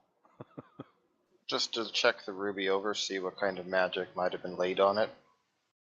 Oh, yes, If yes, any. yes. Yeah, go right ahead. So I cast detect magic and examine it for 3 rounds, do I notice any kind of magical auras on the ruby? No, you do not. However, with your perception, you know that this ruby is strangely flawless, and you have a praise. I can hum a few bars if you need me to. Let's see. So, I'm gonna ask him if I can cast another spell briefly, just to bolster myself. Yes, you sure can. All right, I cast a heroism on myself, which gives me +2 to all skills. I don't think there's really anything else I can use. Investigative mind. You know what I'm gonna do? I'm gonna ask his apologies and say actually there's one more thing I'd like to do, another similar spell. Is he willing to let me do that? Oh, you optimizing son of a bitch, yes. I'm going to use my mnemonic, however it's pronounced, vestment, and Mnemonic. use that. What is that? Mnemonic. Mnemonic vestment to cast investigative mind on myself, which allows me to roll twice on appraise and take the higher result. Okay. So I'm going to roll twice on appraise now. And I get a 17 on my appraise. Okay, you can tell that this flawless ruby is worth approximately 10,000 gold pieces.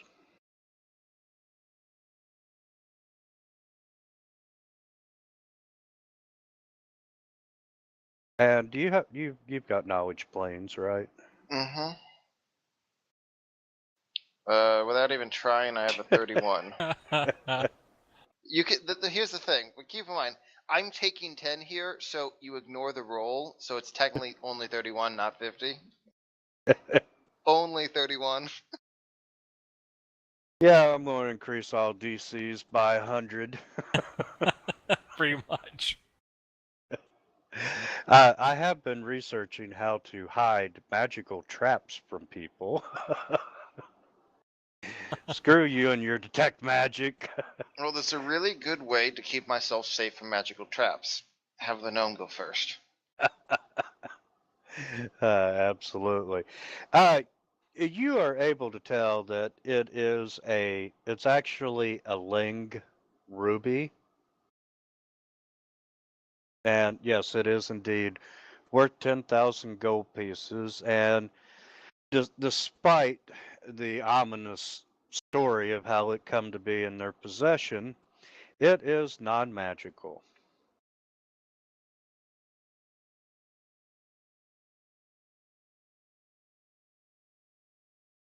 Interesting. And we saw a Lang spider with the Viscount, right? Who was his dance for his beloved for the summer waltz. Yes.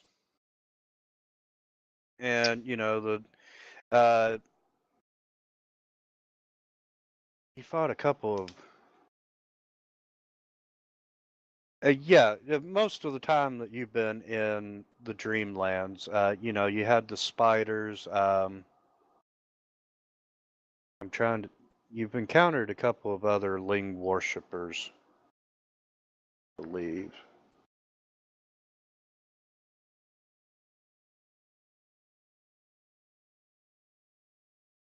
So, the River Prophet looks at you and goes, now, that you've examined the ruby, who was that guy and who's the ship? Out of character here, just recalling. So when we had those snake creatures, the Voots or something like that, does that ring a bell? Venus that attacked the boat from the Yes, ship. Was that the same ship that he's talking about with red sails? that is the Red Sail ship. Okay. And I'll say one question, if you'll permit it. Was the captain wearing any headwear that stood out to you?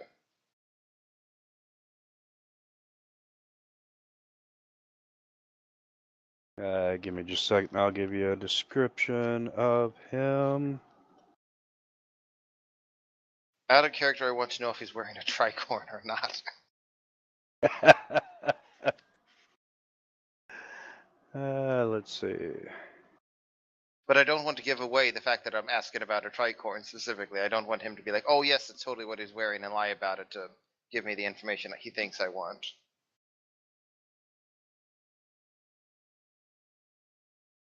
Okay, where is the captain?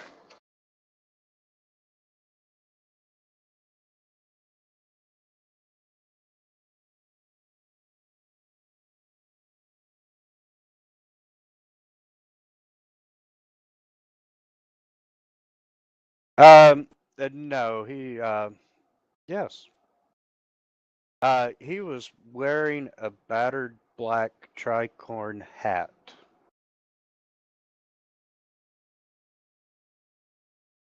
I wish I could give you better information than this, but we barely know more than you do. What we do know is that he's been pursuing us on the river, and several times some of his forces, sailors, minions, strange creatures have tried to attack our own vessel. He seems to be hunting us, and I suppose that's why he came here to ask you. And right now, unfortunately, that's all about we really know about the ship or the captain, that it's some strange thing that seems to appear out of the fog at times, but we can't seem to. We've tried chasing it down, and it just seems to vanish. So I agree with you that there certainly seems to be something sinister about it, but we don't know exactly what yet. You've seen more than we have, it sounds like, to have the captain so close to you. Yes, that entire encounter and the ship just laughing and chuckling just really unnerved me. I appreciate you sharing with me what information you have. The the gem is yours. I feel it's bad luck to keep it. And seeing how sailors are generally a superstitious lot, I will gracefully accept it. If he's offering it to me, or Poppy can grab it or whatever. You can have it.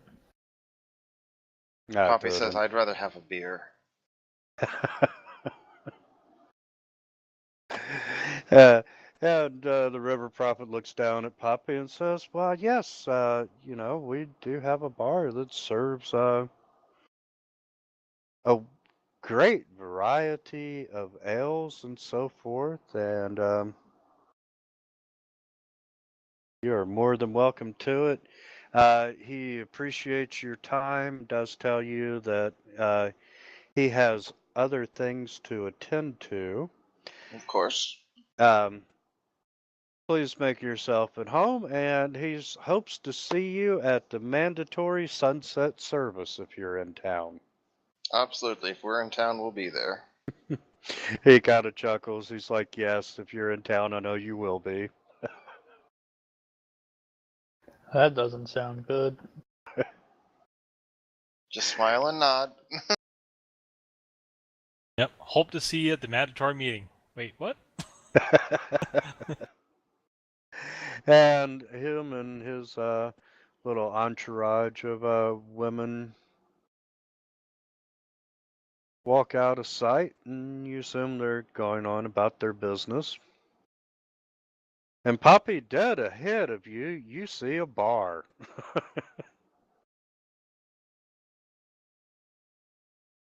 I'm trying to decide whether to stage an intervention or not. Previously, Poppy got evicted and permanently expelled from a bar back in Thrushmore for apparently getting drunk and beating people up and destroying a bunch of properties. Beating several people up. Yes. Presumably Also, at the we same lost our time. memories after that, so we go back there and then we told you never to come back, and we're like, what the hell? But then we're told that Poppy apparently half destroyed the place, and we had to pay the innkeeper to try to sue them over, and we've tried to avoid Poppy and alcohol since then. I realize that keeping Poppy away from alcohol is an optimization.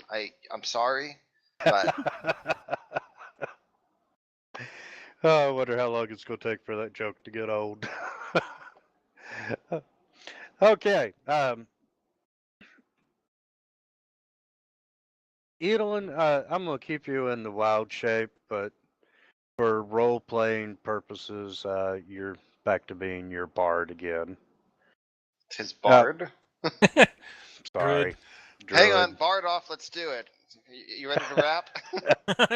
Hell no. Okay, guys, let me make sure I'm recording this. Nope.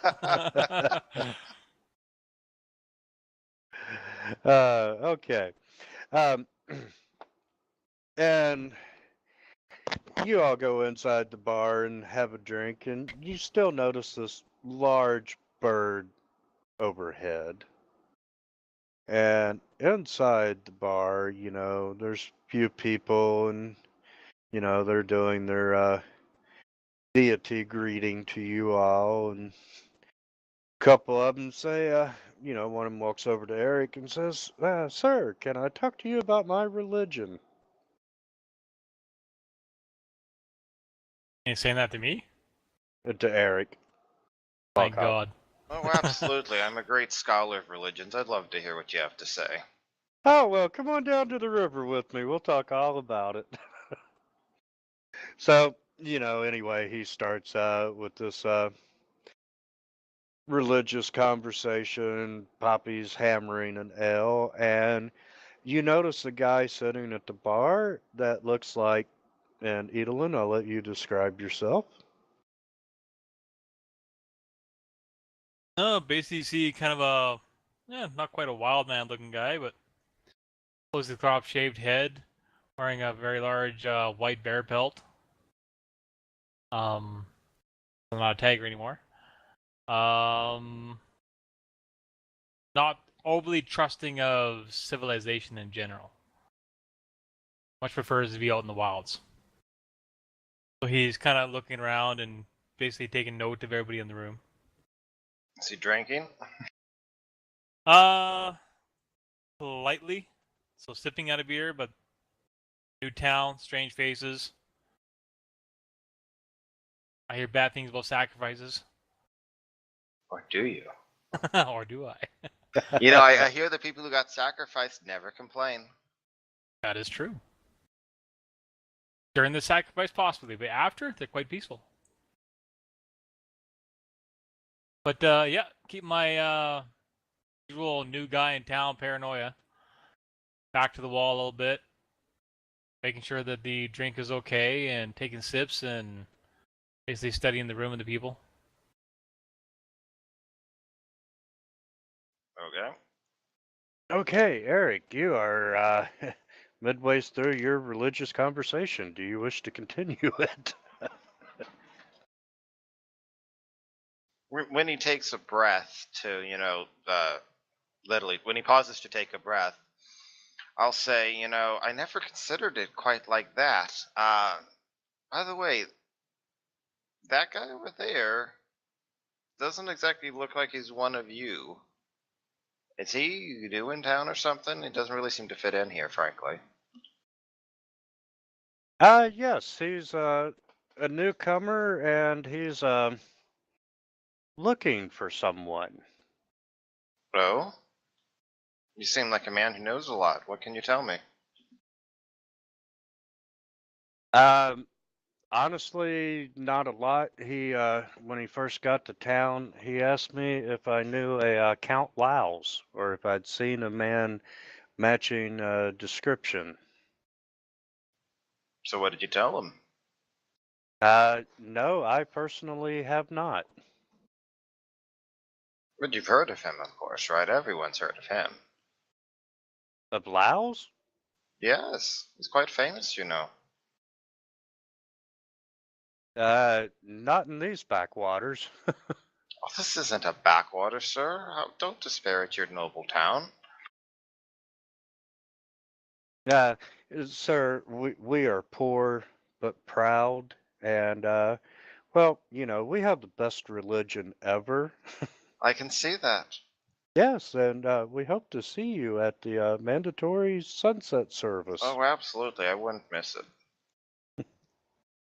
You know, it'd probably be kind of creepier if they didn't actually refer to it as mandatory. And anyway, he notices Poppy, and he's like, "Sir, if you'll forgive me, I'm going to go talk to your friend and make I'll sure just that whisper they in are." his ear and said, just don't make her angry when she's drunk. She's not a nice drunk. Thank you for that little bit of information, sir. Ah, my little gnomish friend. Let me talk to you about my religion. I simply lift my hammer and let it fall back to the ground. On his foot.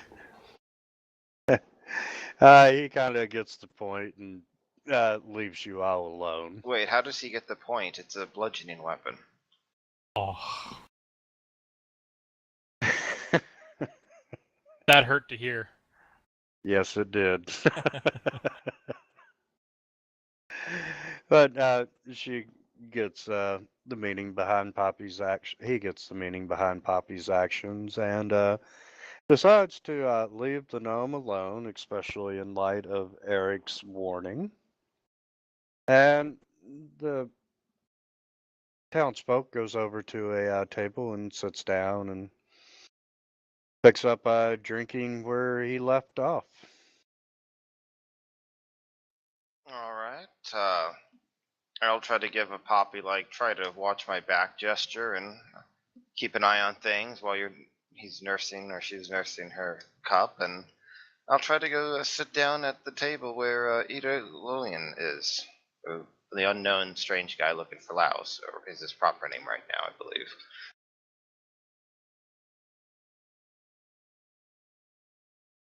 Okay, yep. Go for Okay, it. so I literally just go over there, pull out a chair and lean back, put my feet on the table, and just look at him with curiosity. How does he react? I basically pause with the mug halfway up to my lips and kind of look you right in the eye, wondering why you're sitting down. Channel created. Channel switched. And who said that? Oh, it's just the rumor around town. If it was supposed to be circumspect, I suppose that's not one of your characteristics. Yeah, it's hard to do in a small town. Everybody talks about everybody, especially when you're new. And Edelon, in TeamSpeak, I'm going to create a private channel if you drop down to it for just a minute so we can have a talk. Okay. Is this one of those religious talks? Abs. User was moved out of your channel. User left your channel.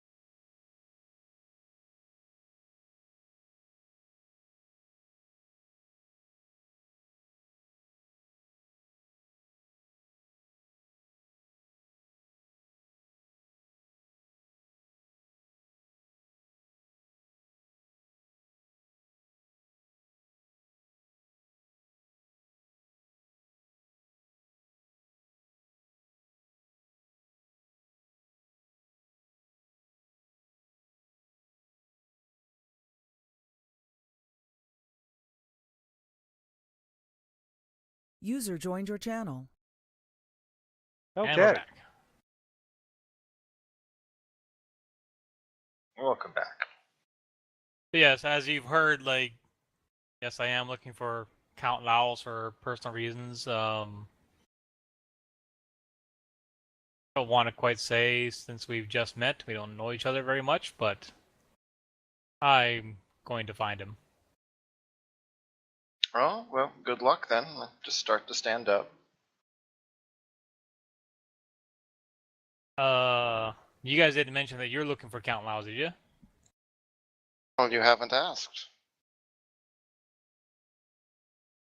Seem to have an interest in Count Laos, though, since it obviously perked your curiosity to bring you over.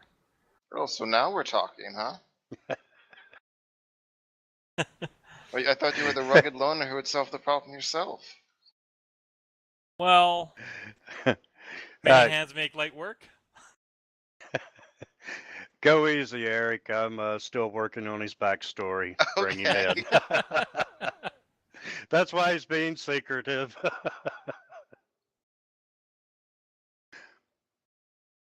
Sheer lack of knowledge. Absolutely. And a good way would might be for Edelon to ask them, "Hey, can I get passage on your boat so I don't have to attend the service at sunset? You know, it's mandatory." Well, here's from That is my true. perspective, right? Here's what I'm trying to determine. You know, why he's looking for Laos, because if he's basically the former us who were like working for Laos, right? He could be one of the cultists that's trying to figure out catch up with Laos or something, right? And just booking passage on a ship that's going in that direction. I have no idea like if he's trying to, find Laos to serve him or find Laos to kill him or something else or what, right? It's like inviting an unknown like that on a boat that's already getting attacked by weird ships coming from the fog and while we're on planar journeys doesn't seem like a very safe thing without knowing more information. Uh, Count Laos wronged his family, Yep. and he's taken upon himself to avenge him. He is not out to work with Laos. He is out to settle the debt. Vengeance, payback. I'll give him a quizzical eye and say, do you have any idea what you're actually doing here? Like chasing after? I think it might be a bit more than you realize. I know Laos is, well connected and so on and so forth. Canyons wouldn't be unwelcome. No man is an army. I'm not going to say too much here since, we are kind of in a public venue, but let's just say you'd be walking into pretty extreme danger and more than just Laos if you wanted to come along. Yeah, I'd be in agreement with that, and I really don't want to stay for the service. Why not? I hear it's to die for. I would imagine. Yes, if I could book passage on your ship, I don't have much to pay you with, but or next to anything to pay you with, I think. It's but... not my ship. We're just the hired help. So. Okay. Is your captain looking for any more hired help? She might be willing at the same rate we got. Alright. She's buying supplies right now, though we could go to the docks and see if she's back yet. Okay. Well, my drink is finished anyway, and... What about your drink, Poppy? Poppy's drink is never finished. I have an endlessly flowing mug. Well, you'll all be in town for the sunset service. If nothing else, to save Poppy from being sacrificed. My drink is done. Okay. You going back outside to wait on Skywin? Sure, but we'll see what's going on with that.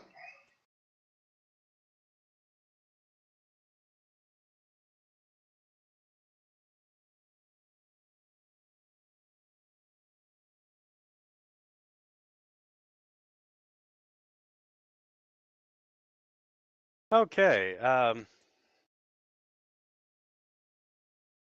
You're outside, hanging around the dock.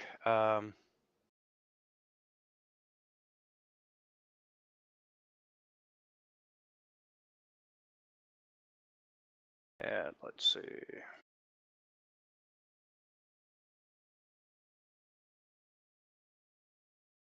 And as you're waiting, Edelin, you're kind of aware that the rock who's flying above you is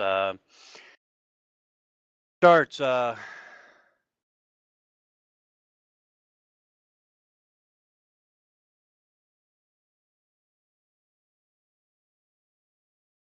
as soon as the yeah, you notice that he starts doing his screech of alarm, Okay.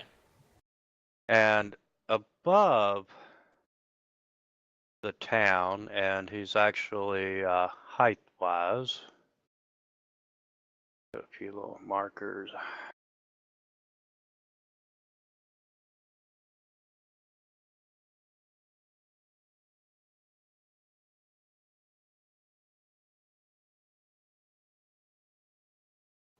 Yes, the old number tokens.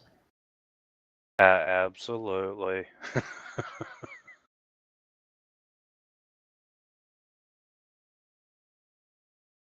And we're going to put the rock up about 30 feet, if that's all right. That's fine.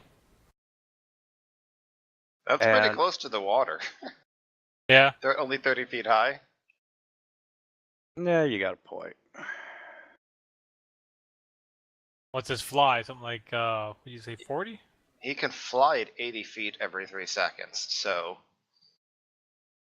like you're probably, given how fast he can cover terrain, like he can go from 300 feet up to ground zero in a single swoop and using a run action. So he'd probably be fairly high up there if he's doing like Overwatch or whatever.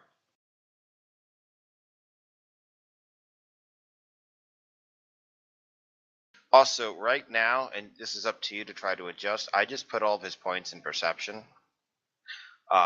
Under the theory that you probably weren't going to have a rock try to do anything too crazy acrobatically, but you could obviously put some or all of those points into perception, to fly instead if you wanted, though then he wouldn't be quite as literally eagle-eyed, so. Oh, perception's a good thing. Be happy with that.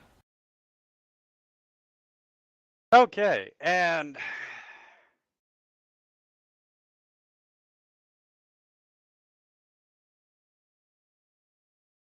at 400 feet high, you see a dark figure flying around.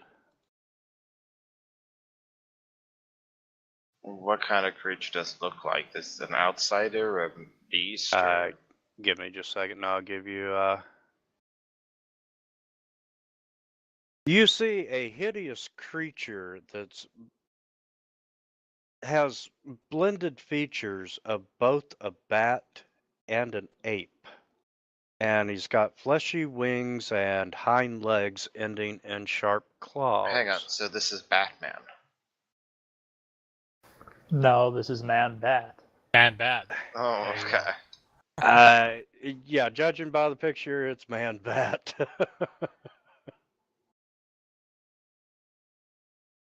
But that's what you see flying up 400 feet. Like one of the monkeys from Wizard of Oz.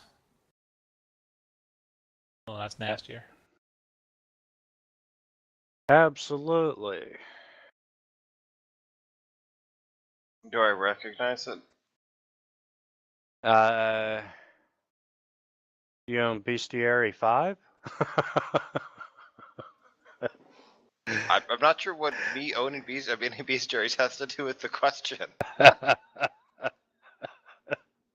Well, if you don't own the book, no, you've never seen it. Anyway, it's one of Yes, the my new... character owns Bestiary, Bestiary of the Realms, Volume 5. That's what he consults when he looks the Book of the Lore Master. Yes, it is an a-hole.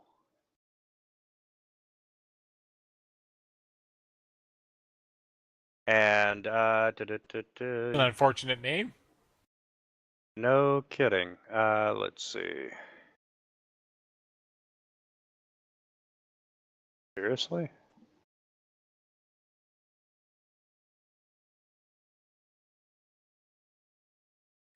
You know that they are a flying creature. They have dark vision. They're very ferocious.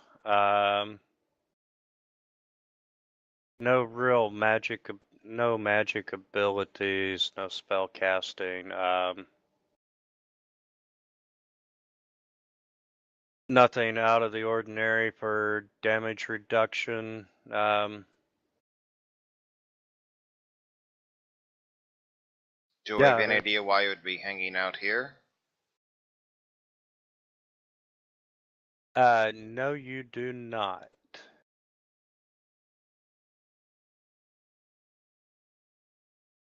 What area is this normally found in? It is normally, well, it's warm forest or ruins.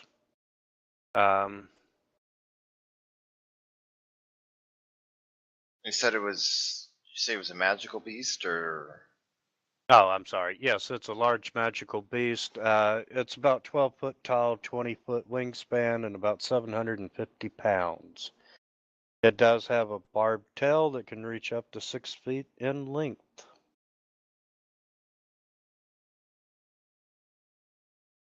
how are people on the docks and such reacting to it? Do they look like it's a common thing around here? Well, when, it's just like when you're on the street corner and you see someone looking up, you look up to see what they're looking at. And as the town folks notice you all staring at the sky, they start looking up and let out a shriek of terror and start running indoors.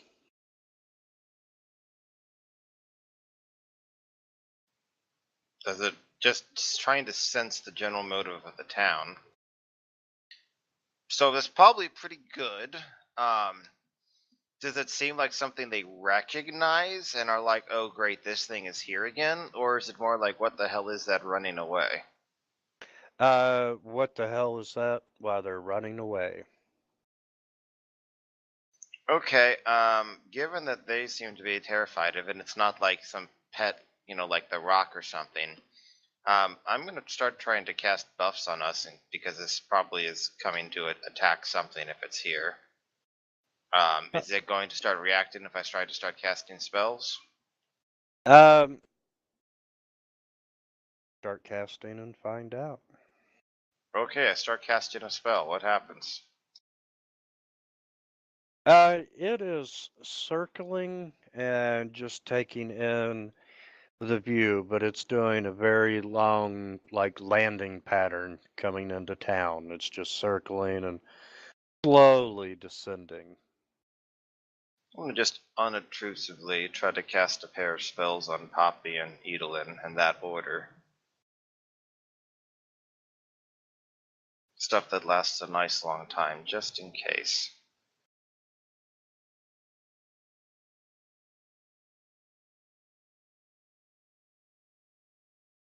And I'm gonna look at Edelin and say, I'm assuming that's not yours. Nope, not even close. What about the bird? Well, the bird is mine.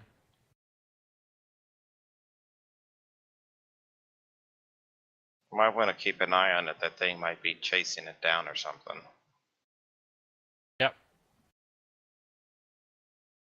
Imagine there's a mental link between me and the rock that I can kind of give him instructions mentally.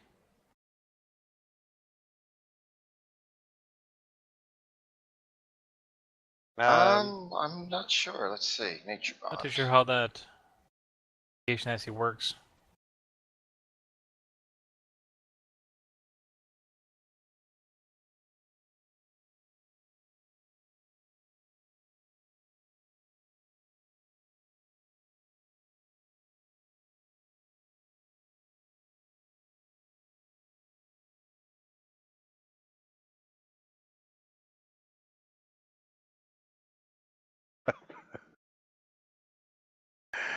Uh, well, I just lost the new guy from Monday's game.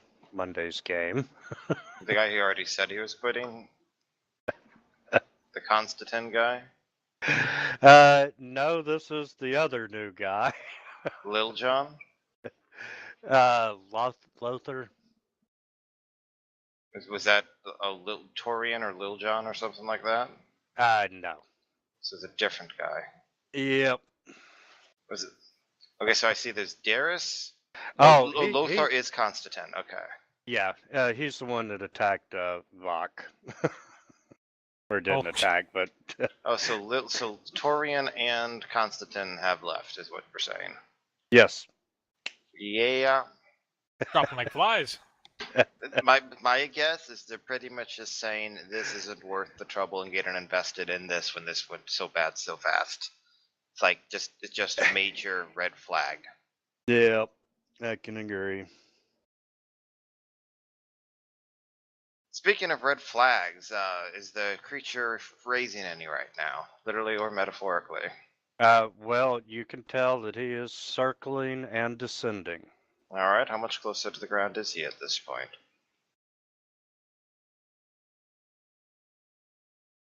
Let's say he's at about 300 now.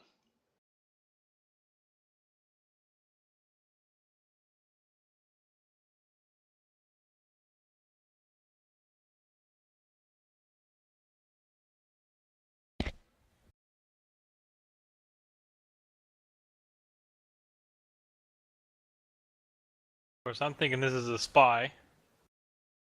That's possible through an animal, but You would know. you would think a druid would know. He probably does, but I don't. And Eric, would you like to roll a perception check?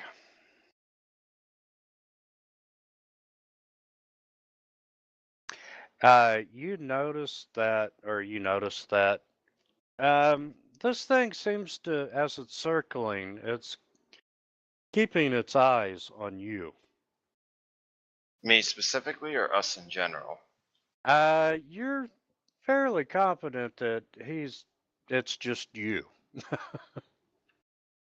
I think I made something angry, folks. Seems to be looking at me. He won the popularity contest. And he drops down to 200 feet now, and Strictly speaking, by the way, just because this was a question that got asked earlier, I'm not seeing anything that. Basically, this is kind of what the answer seems to be, that if you cast this spell, then you can telepathically communicate with the animal.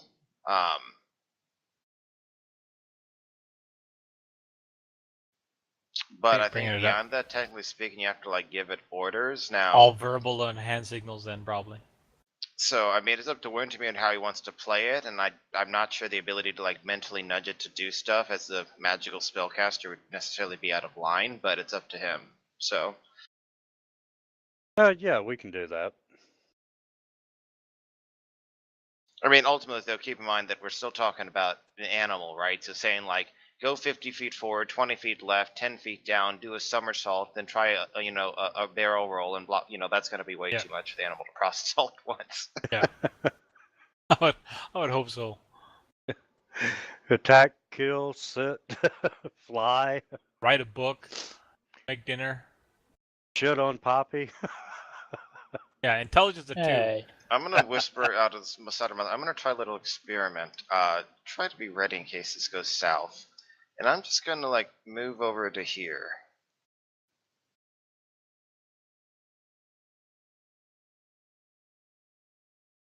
Okay, and as you move over there, he kind of flies over it like he's following you. And so I'm gonna then move back over there and just keep trying to watch what he's doing. And I'll, kind of say, as I'm running past, like, yeah, he's definitely following me.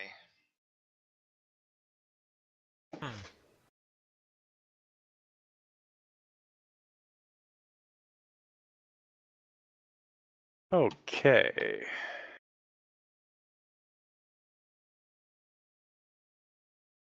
I'll be right back. So you might want to bring the bird down in case there's trouble here. They're on the same plane right now. Both at 200 feet. So my bird will just stay behind them, basically.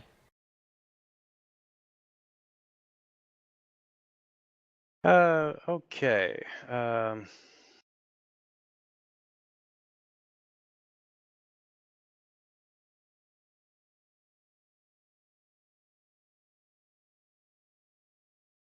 Let's see.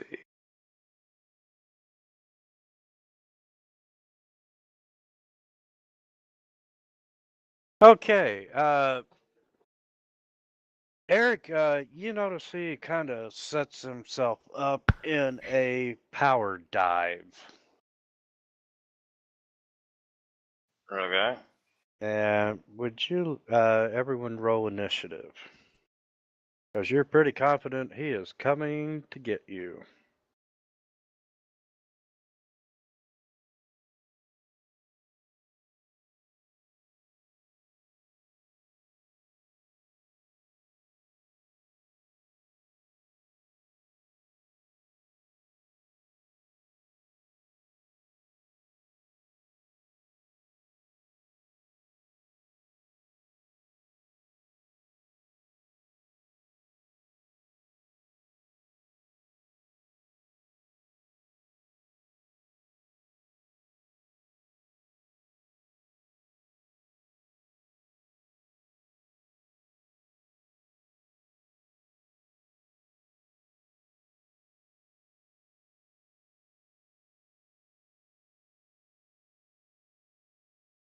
And let's see. Rock, Eric, Edelin. Your needs as one.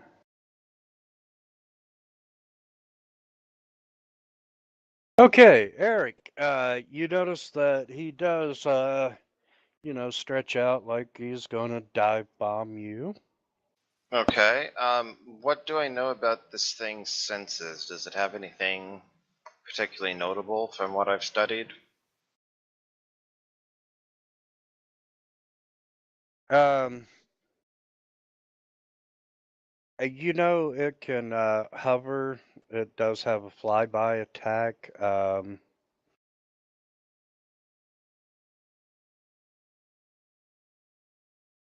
It has low light vision and scent ability.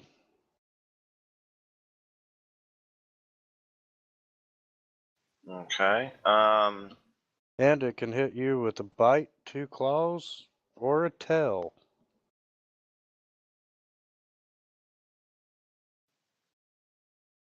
Because I don't like the way that this thing's like eyeing me. Let's see. That's probably not actually a good idea.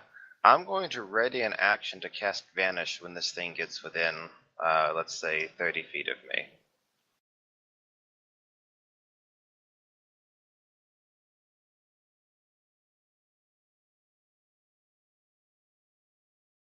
And we'll skip Poppy. Edelin? Hmm.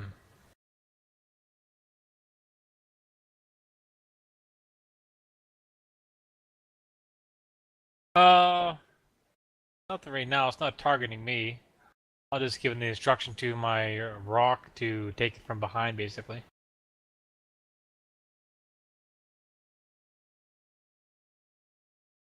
Okay. Will you be changing into wild form? No, not yet. We'll see. I've actually got a scimitar right now, so that'd be fine for now. Okay.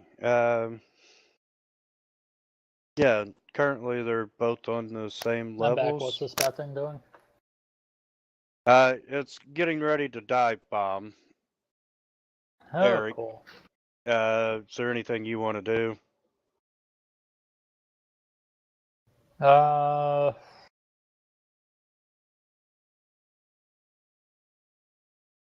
Who's only like 194 feet above you? Yes, I'll go stand over here by Eric. You can see me And- sort of poised and ready to cast a spell, but obviously it's hard to know more than just that by just looking at me. And ready in action for if it gets close enough for me to whack it. Okay. And Rock, if you want to move over and make your attack, if you'd like. Like flanking off of you. Do that or I got it. got it? Okay.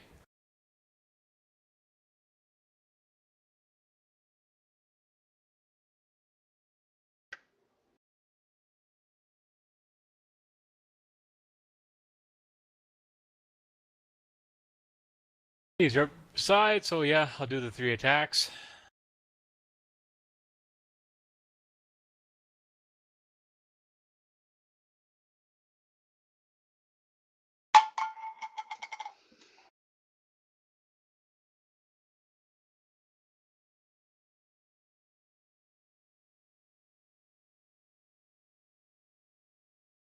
All attacks. Do we know if this thing actually speaks at all, or no? What do I know?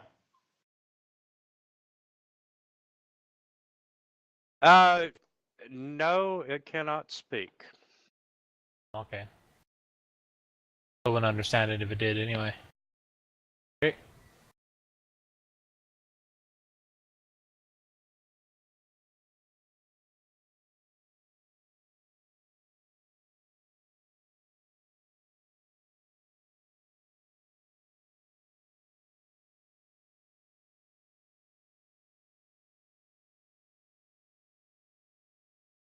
Oh, and it just kind of howls out in pain. Thought you said it couldn't speak. Ow! Not My goodness, that smarted. Not words. It does have vocal cords. You know, it's going eek, eek, eek, eek. Do I hear a witch cackling saying, "I'll get you, my pretty"? Absolutely. Okay. See, the rock's done. And he continues in this dive bomb situation.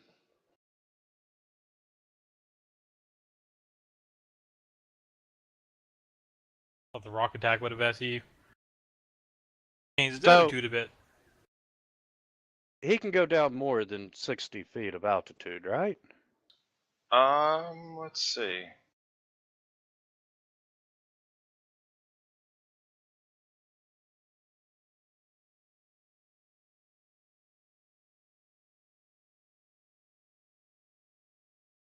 Let's see. Flight check. It says. Without making a check, flying creature can remain flying as long as it moves at a distance greater than half its speed. Can also turn up to 45 degrees by sacrificing 5 feet of movement. Can rise at half speed. Can descend at any angle at normal speed. So basically, it does not seem to actually get a bonus when flying down, only a penalty when flying up. Which, frankly, is basically from this. When the developers are like, yeah, the game is assumed to be played in 2 dimensions. Which is why I hate flying in Pathfinder. And I loved Star Fox and Rogue Squadron and other flight games, but those were actually intended to be flying games and were set up to handle that. Good God, it'll take him 20 rounds to get down. Well, he could go 120 feet down in a single round. And if he did a run maneuver, if he wanted, he could cover 240, I assume, in a single round. It'd be flat-footed and couldn't attack at the end, but if he wants to dive bomb and land next to me or something, he could. Yes, he is gonna come down and dive bomb and land. And that triggers your action. Is his flat-footed AC significantly lower than his normal AC? Not by much. Okay, well, keep in mind if And- he's running, he's considered flat-footed right now since he's like barrel diving without heat to avoiding stuff at this point. So right. the Rock would get an attack of opportunity. If he's landing there, Poppy would also get an attack of opportunity.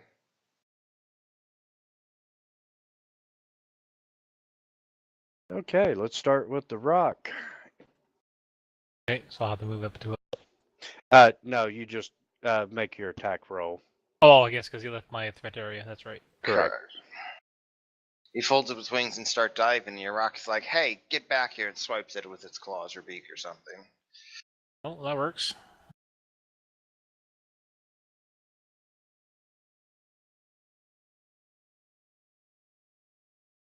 Does that hit its flat-footed AC? Nope. Damn. Missed by 1. How about that? Oh, missed my more than one.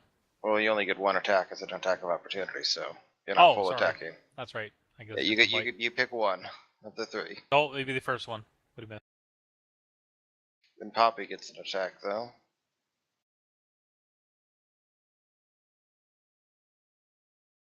You with us, Poppy? Yep. So that would hit the flat-footed AC, I think. Yes, that would. Okay.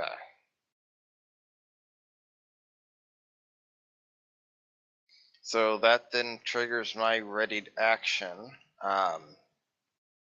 So I cast Vanish on myself and take a 5-foot step down that way as soon as it gets close after casting the spell. And then it lands there, and that's a full round action, so it can't do anything else, right? Right. Also, I am technically now at initiative 14 since my readied action went off right before the creature. This is actually not optimizing because it's actually better if I could go now. I'm just pointing that out. Damn, guys, I moved before you even knew time existed. 414 initiative.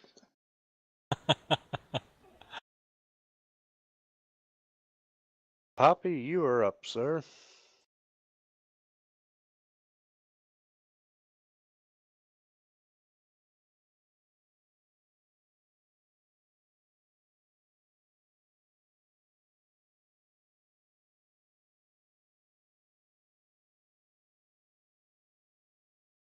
This is gonna be a fun one, I can tell already.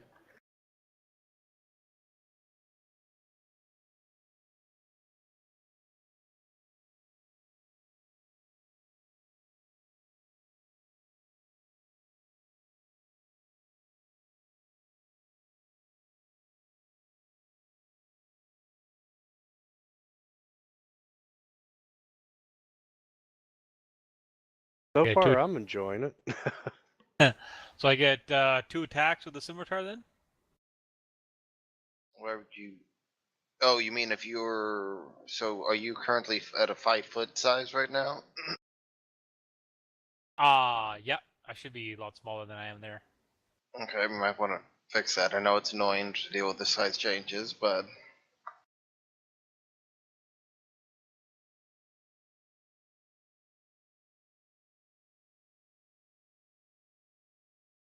so and the reason this is important is which square would he actually be in at this point? Because that does make a difference. Tiny. Are we saying is in that square? Yes. Okay, so now you can move over next to it, but since you have to do more than a 5-foot step, you can't full attack. So you can only get Okay. one attack with a scimitar. You know what? Let's put him in the other so he can do a full. Okay, now you can 5-foot step and full attack. Okay, I'll 5-foot step there. That'll be fine. Do you have the scimitar set up, including the +1 bonus for the enhancement? Yes, he does. Yeah, plus 10 flashing. Sure, we'll go with that. I'll give him a So your actual attack would have been 17 plus 12 is 29, so that hits.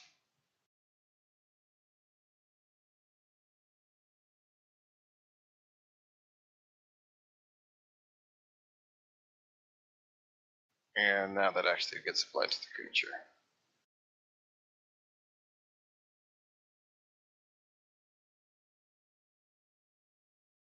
You're not targeting, which is why it didn't do it automatically. Ah, crap. Forgot about that. You gotta optimize more, man. Yeah, Oh. anytime you don't target and roll, you can always drag the result over onto the token, and it'll let you know if you hit or apply the damage and whatnot. Okay, yeah. Do that just for the practice. Damage.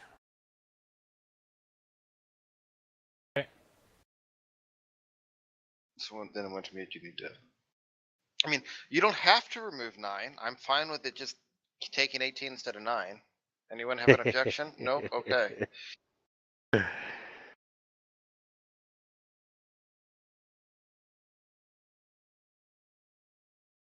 And you only have 2 attacks. What are you going to do to my Batman? Me, I'm just hiding invisibly until we see what this thing can do. But I'm gonna start shouting out encouragement. Does it make you guys feel any better? I feel encouraged.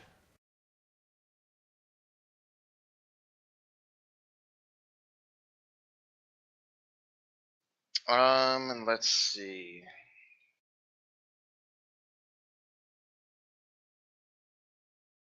Without the rock actually being closer, I'm hesitant to actually cast any other real spells right now. So, what should we do?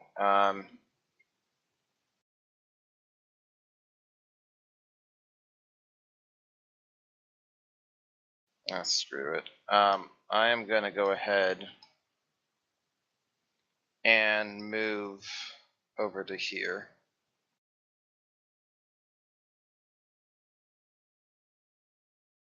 Which means I am technically flanking the creature, and Poppy and Edelin get a flanking bonus. This guy can probably still smell me, but it still suffers the invisible fight, the penalty for fighting something invisible. And is it hearing you too, because you're doing your bardic thing? Probably, it's just like a voice coming from the air. But I still am invisible, so it's hard to. Basically, he can probably figure out what square I'm in, but he still is like attacking in the air and has still a 50% miss chance. So we'll see how that one turns out.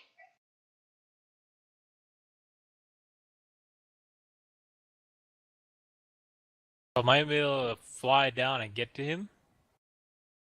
And if you're 200 feet high, probably not, unless you want to do the same. I mean, I guess you could do the same kind of dive bomb maneuver and land there, maybe. Yeah. Yeah, he won't land. I don't think he really needs to. He'll provide air cover and stay, like, I don't know, 30 feet above the water. Does he have a Maverick missile he can launch? Why do you want to shoot a Tom Cruise missile? Be able to go. It's not actually a cruise missile, or that'd be even funnier. Okay, so he's still like out of attacking range of the thing and is just sitting there, basically. Right. Yeah, just in case it ascends, I'll be able to take it out of the air without having Okay, to. so if he's doing a normal maneuver over there, then he'd technically be 40 feet off the ground, not 30. Whatever that's worth.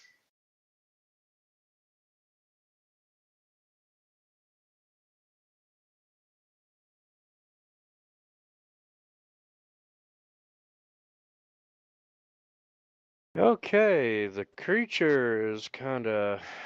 Where the hell did my guy go? And let's see. The rock hit him. Edelin hit him.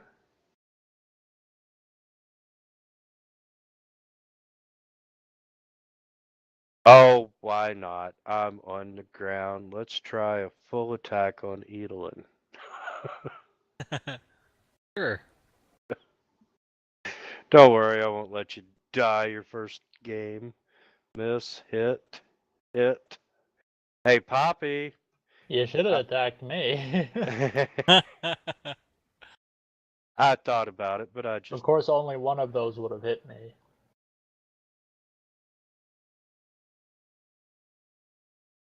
yeah, you're right. And let's see, I got a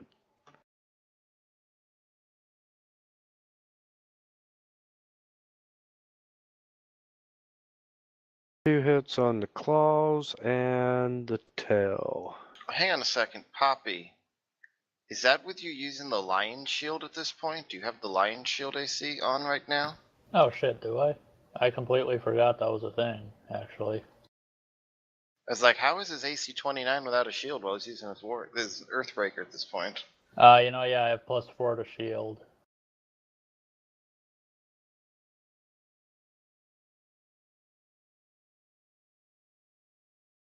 Alright, cool. Something that can actually kill me. Let's go.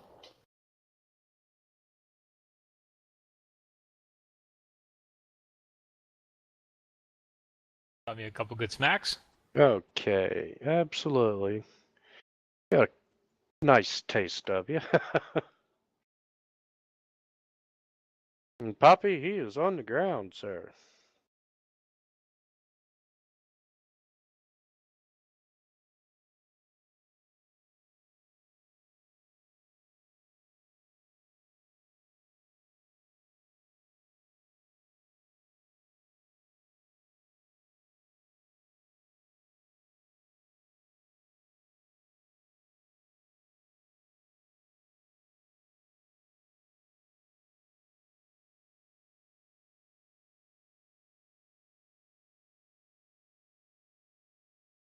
Targeted, I should be good to roll.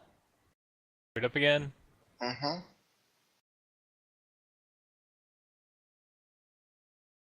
I don't think it matters here because his flat-footed AC was 19 according to Wintermute, but technically you are flanking, so is Poppy. Oh, that's right, the +2. I included my +2. Gotcha. Another one would have still missed. Yeah, it wouldn't have confirmed. But you got two hits then. Yep.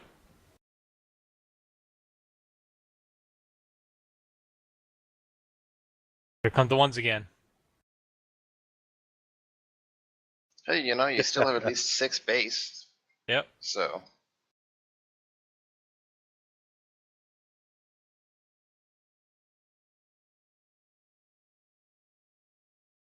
All right, Eric. Alright, seeing as this thing is looking badly wounded, I'm not going to... I'm going to continue to inspire courage, but I'm not going to cast haste. I'm thinking this through.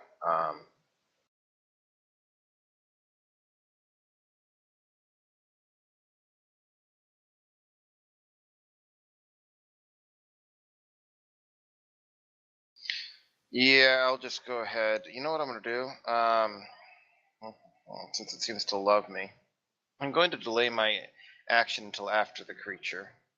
So I'm basically going to drop my initiative to 12. Okay, the rock.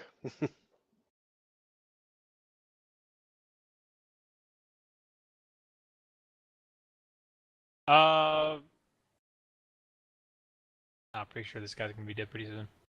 He'll just keep in the air. Fine.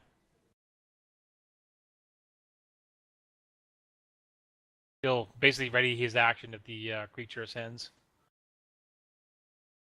Sounds like Okay. dirty optimization to me.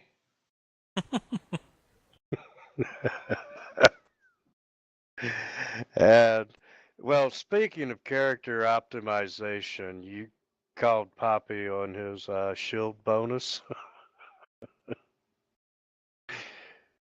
And kind of, Poppy actually took the fuck it, I'm a gnome feed, which allows him to use 200 weapons with a shield without penalty. where did the extra 4 AC come from?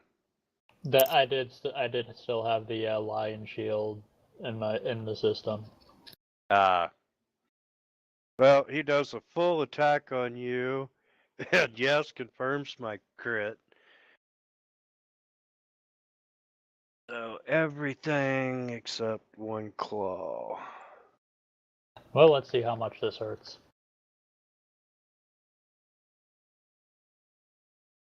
I'm just happy to finally fucking hit you.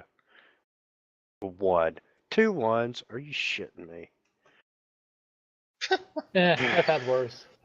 Damn, I'm gonna have to hire somebody to optimize. Okay, so I am. Let's see, Arcane Strike. Is Arcane Strike on? Arcane Strike should be on. I am flanking. So I am going to attack first of all out of invisibility, so I'm going to roll these separately for that reason. So that easily hits. And then I am no longer invisible, so I lose that bonus. And I attack again. I crit. So I do 40 damage, not bad.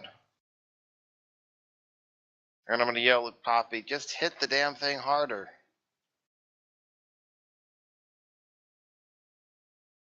Poppy's like, no, I'm not going to power attack. I'm a graceful ballerina.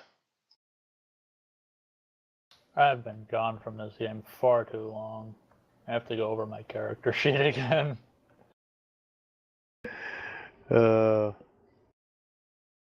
It doesn't matter. You killed this bat-like creature. One more for good measure. I'd object, but apparently the thing can't talk anyway, so no good in trying to keep it alive to talk to it. No, not at all.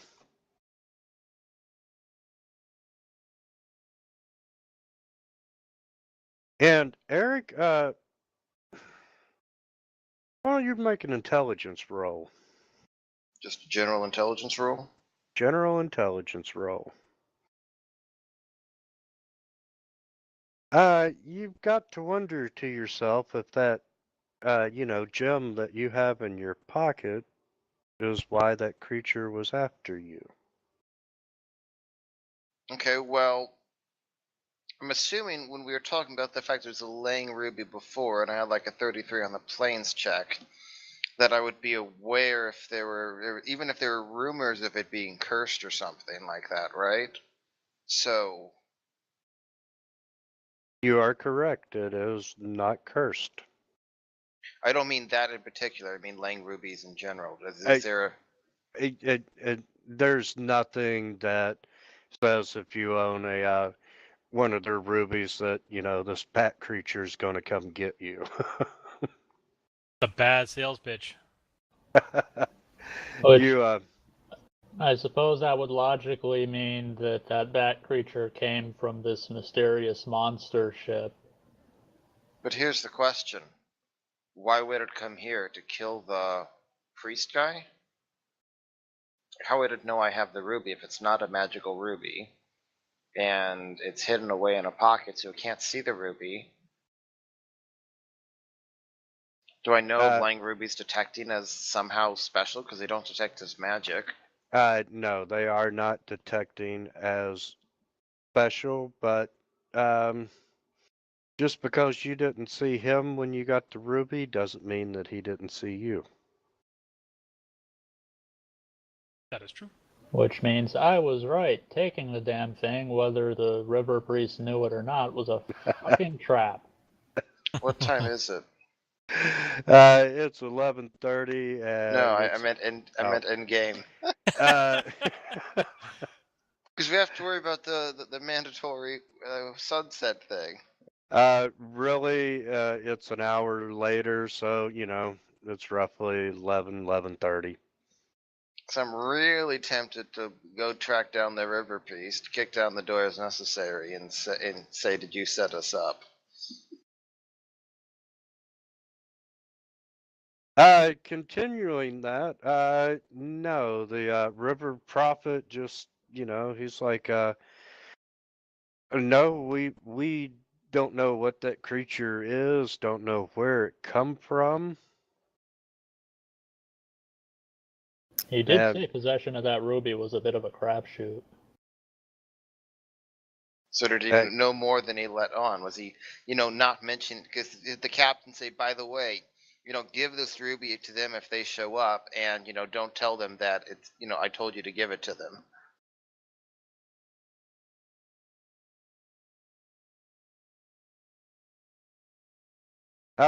no, he just gave me the ruby as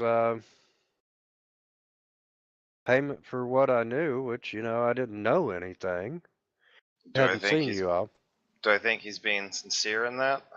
Yes, you do detect sincerity. Hmm. Well, this might be useful in trying to track down this guy anyway, or I don't know. Let's go find Skywin. I figure they'll figure out what to do with the body of the Batman, so. Nothing goes to waste around here. Don't eat the food at the inn.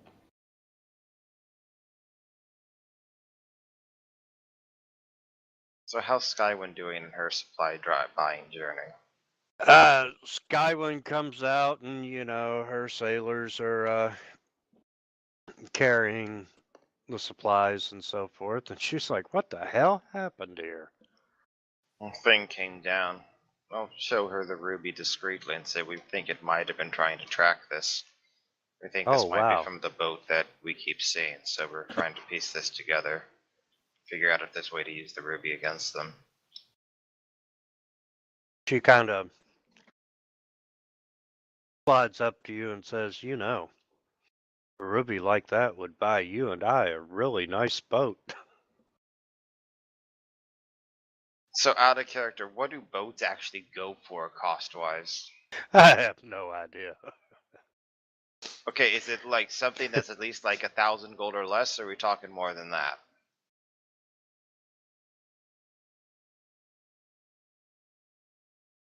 I feel like really nice boats are pretty expensive. Yeah. Like basically, I'm wanting to say something along the lines of, make sure we get to where we're going safely, and we'll give you a cut of the ruby to help you buy a nicer boat. But if a nicer boat's like 50,000 gold and this is worth 10,000, that might not mean very much. I think it's above that. Hang on, let me grab my Under laptop and drag out Hero Lab. boat prices.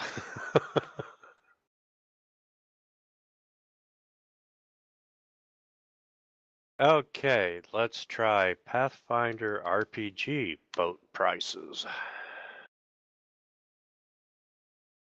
Apparently, Pathfinder is the model of a boat. Okay, Of yes, course it I is. found it. So a rowboat is 50 gold apparently.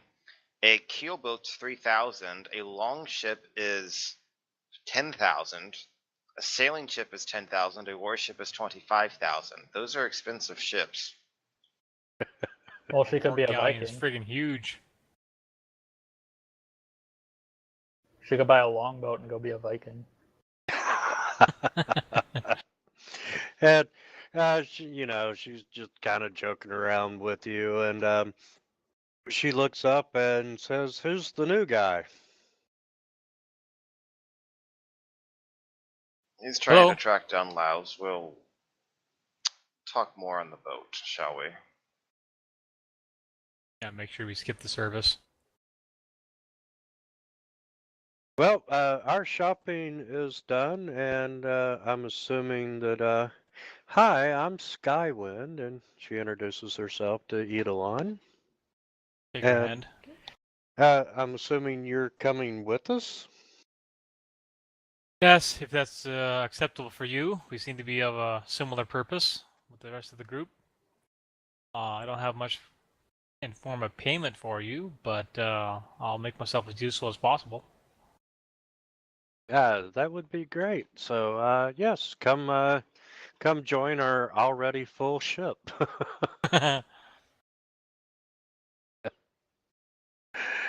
uh,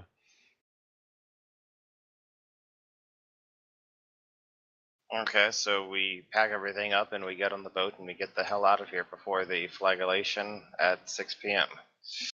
Absolutely. So we get back on the boat, and I'm assuming Adolin will take a quick look around. We'll just once we're actually like inside the cabin, I'll kind of lean back against the wall, kick my boots up, and say, what were you doing about a year ago?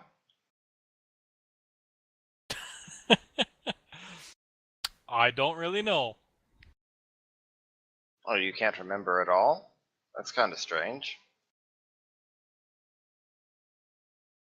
Just for reference, Edelin, that ship that I just shared the map with you. Yep. Is the actual boat that you are on. It is the Selin Starling. And there's like 12 sailors, you all, what, a dozen slaves? Freed slaves, Freed former slaves. slaves. Yes. And it Slaves we is don't want to leave behind for the sacrifices at River John. what question are you trying to ask, Eric? What information? Honestly, the answer doesn't really matter very much at all. Basically, the answer is he does remember. Presumably, because he doesn't have the fugue state, right? Right. So. Oh yes. He does remember what he was doing, and he goes in great detail about what he was doing this time of year last year. I'll say, well, that's very interesting. No, go ahead, ask me the same question. What were you doing about this time of year last year? I have no idea. Why is that? I have no idea. That's what we're trying to find out. Oh, well, what's your earliest memory? Well, we woke up in an insane asylum. Okay. I'm getting a little bit nervous now, because I imagine I did not wake up in an insane asylum. Or did I? I told you were getting into something a lot more involved than you realized. I did warn you. Didn't know I was on a boat with crazy people. Well, an insane asylum because we lost our memories. Care to take a wild guess at how we roughly lost our memories? I don't know. This sounds like stuff a crazy person would say. Well, how do you figure you lost your guess. memories? Come on. This should be an obvious one. Possibly fell, slipped in the bathtub. No. Imagine you're looking for what's that guy's name? The Count. For similar reasons as I. No. You connected to your visit to the insane asylum? He's the reason we lost our memories. Don't overthink it.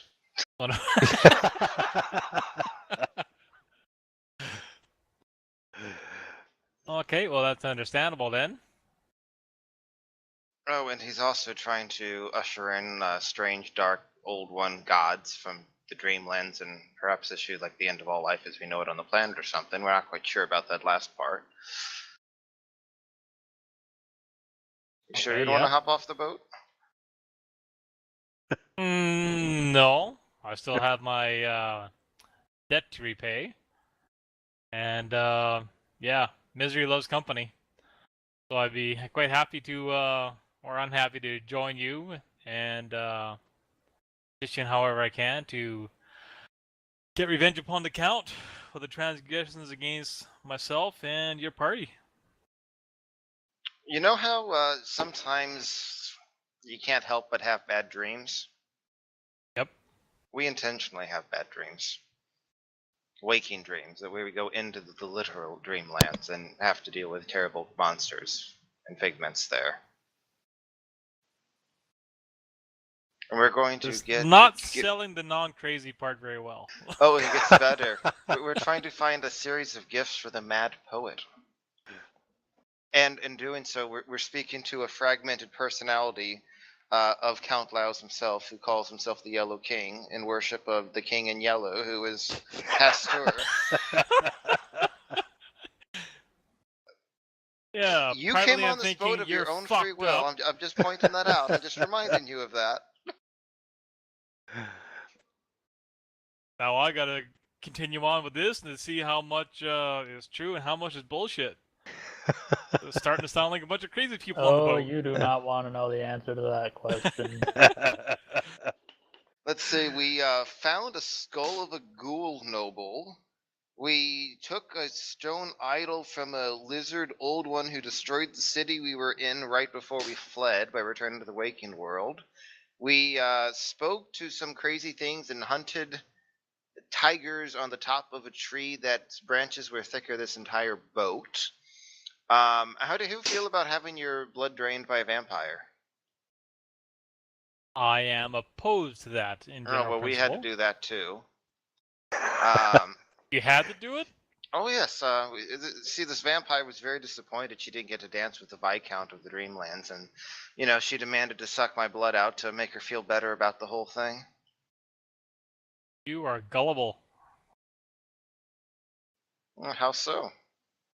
Well, isn't that basically how vampires turn people? No, but here's the thing. What happens in the dreams, at least to your physical self, doesn't actually translate over to the real world. But anything that actually legitimately drives you insane or something in the dream world, that will harm you. So it has lasting effects on the mind, but not the body. Correct. So the vampire stuff, let's just say Poppy was ready to jump in if she carried on a little bit too long. Ah, Or You at had a least that's plan what B. Poppy said. uh, Speaking of that last part, the Dreamlands, if you die in the Dreamlands, you wake up in the real world. However, you wake up with a lesser madness. If you One go of which back, can include the fact that you lost your memory, like us. yes, again. Join us, die in the Dreamlands, and we can all lose our memories.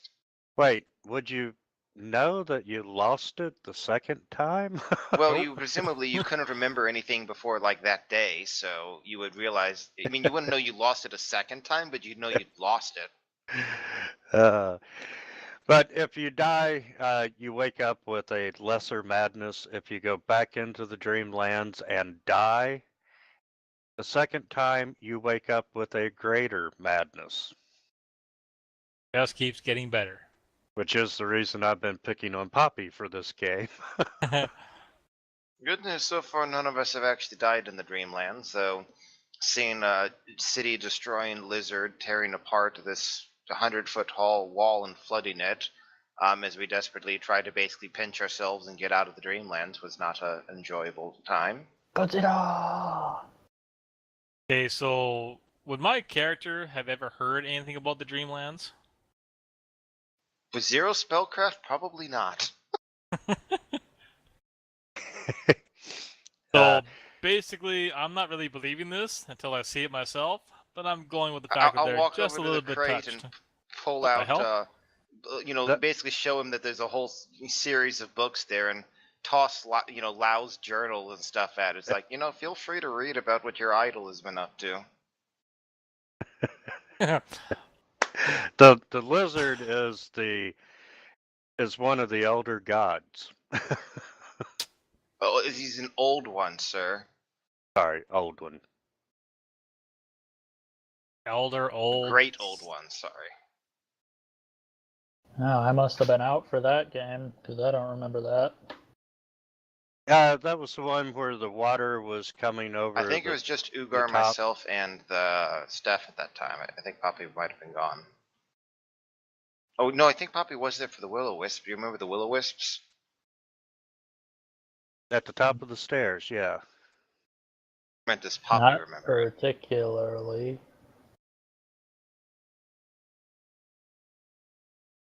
Maybe you weren't there. Hmm. I'll just kind of waggle my eyebrows and Eidolon and say, yep, these have sure been strange Aeons. Shameless plug. I love it. Okay, yeah, I'm still not quite believing this story, but I'll read through the journals. and be at least up to speed.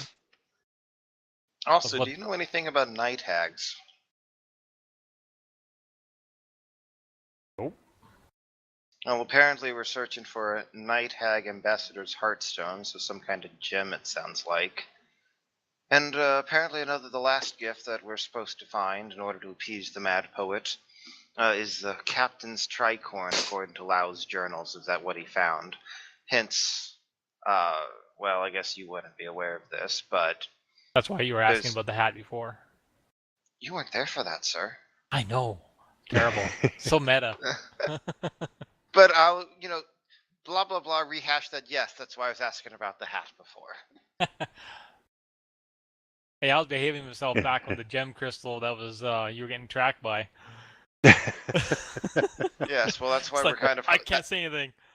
And I'll review basically that thing. So you're up to speed now. You know what you know on a meta level, yay. And I'll say, so that's one of the reasons why I'm trying to hold on to the gem. I'm hoping we can use it to lure this captain in, because we need apparently his tricorn to appease this mad poet. So can we take his Trigorn into the Dreamland? I'll give a shrug. I have no idea. As long as one of you all are wearing it, yes. Oh, that's true. Any items we have in the real world do translate over. Yes, that's a good There you point. go, yeah.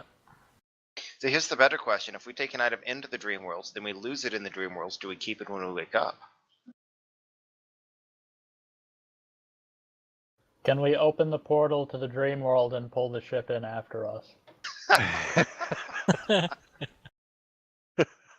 And it's like, okay, we're gonna sit in a circle later on and pass something around, but it's actually legit, okay? Don't ask questions, just smoke it. Yeah, it won't get you high, we promise. You'd be like, whoa, dude, look at the stair. It's like a miniature staircase, dude. Like if you were a small dude, you could like walk up and down it, dude.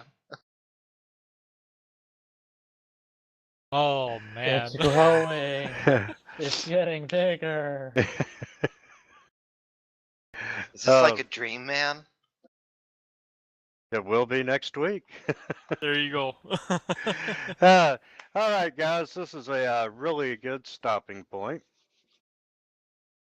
And next week, we should finish up the last one or two adventures in the Dreamlands. Okay, cool. Oh boy. Alright.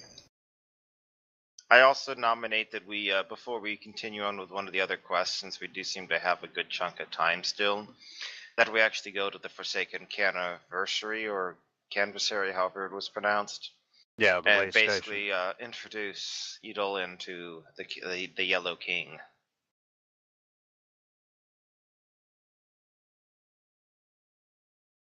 That sounds like a plan.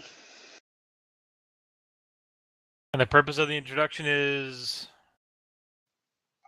So you think we're not crazy? less crazy? Less crazy. Good choice of words. No, they're going to introduce you to someone that is truly crazy that makes them look less crazy by comparison. We look positively sane by comparison. And it also might be interesting to see how he reacts to you. Okay, I just smile and nod, and this is a lot to take in on a first meeting. This isn't the first meeting, sir. It was the second meeting. We already spoke in the tavern. It's not best to represent this. First day will correct. If they're passing anything, I would take a hit on it, and it'll make much more sense. Hey, I'm pretty sure the first date was fighting the Batman there, okay? That was like a date. Doing that together. Man, I swiped right on that one. When a guy paladin likes a girl, paladin's like, hey, baby, you want to go smite evil together?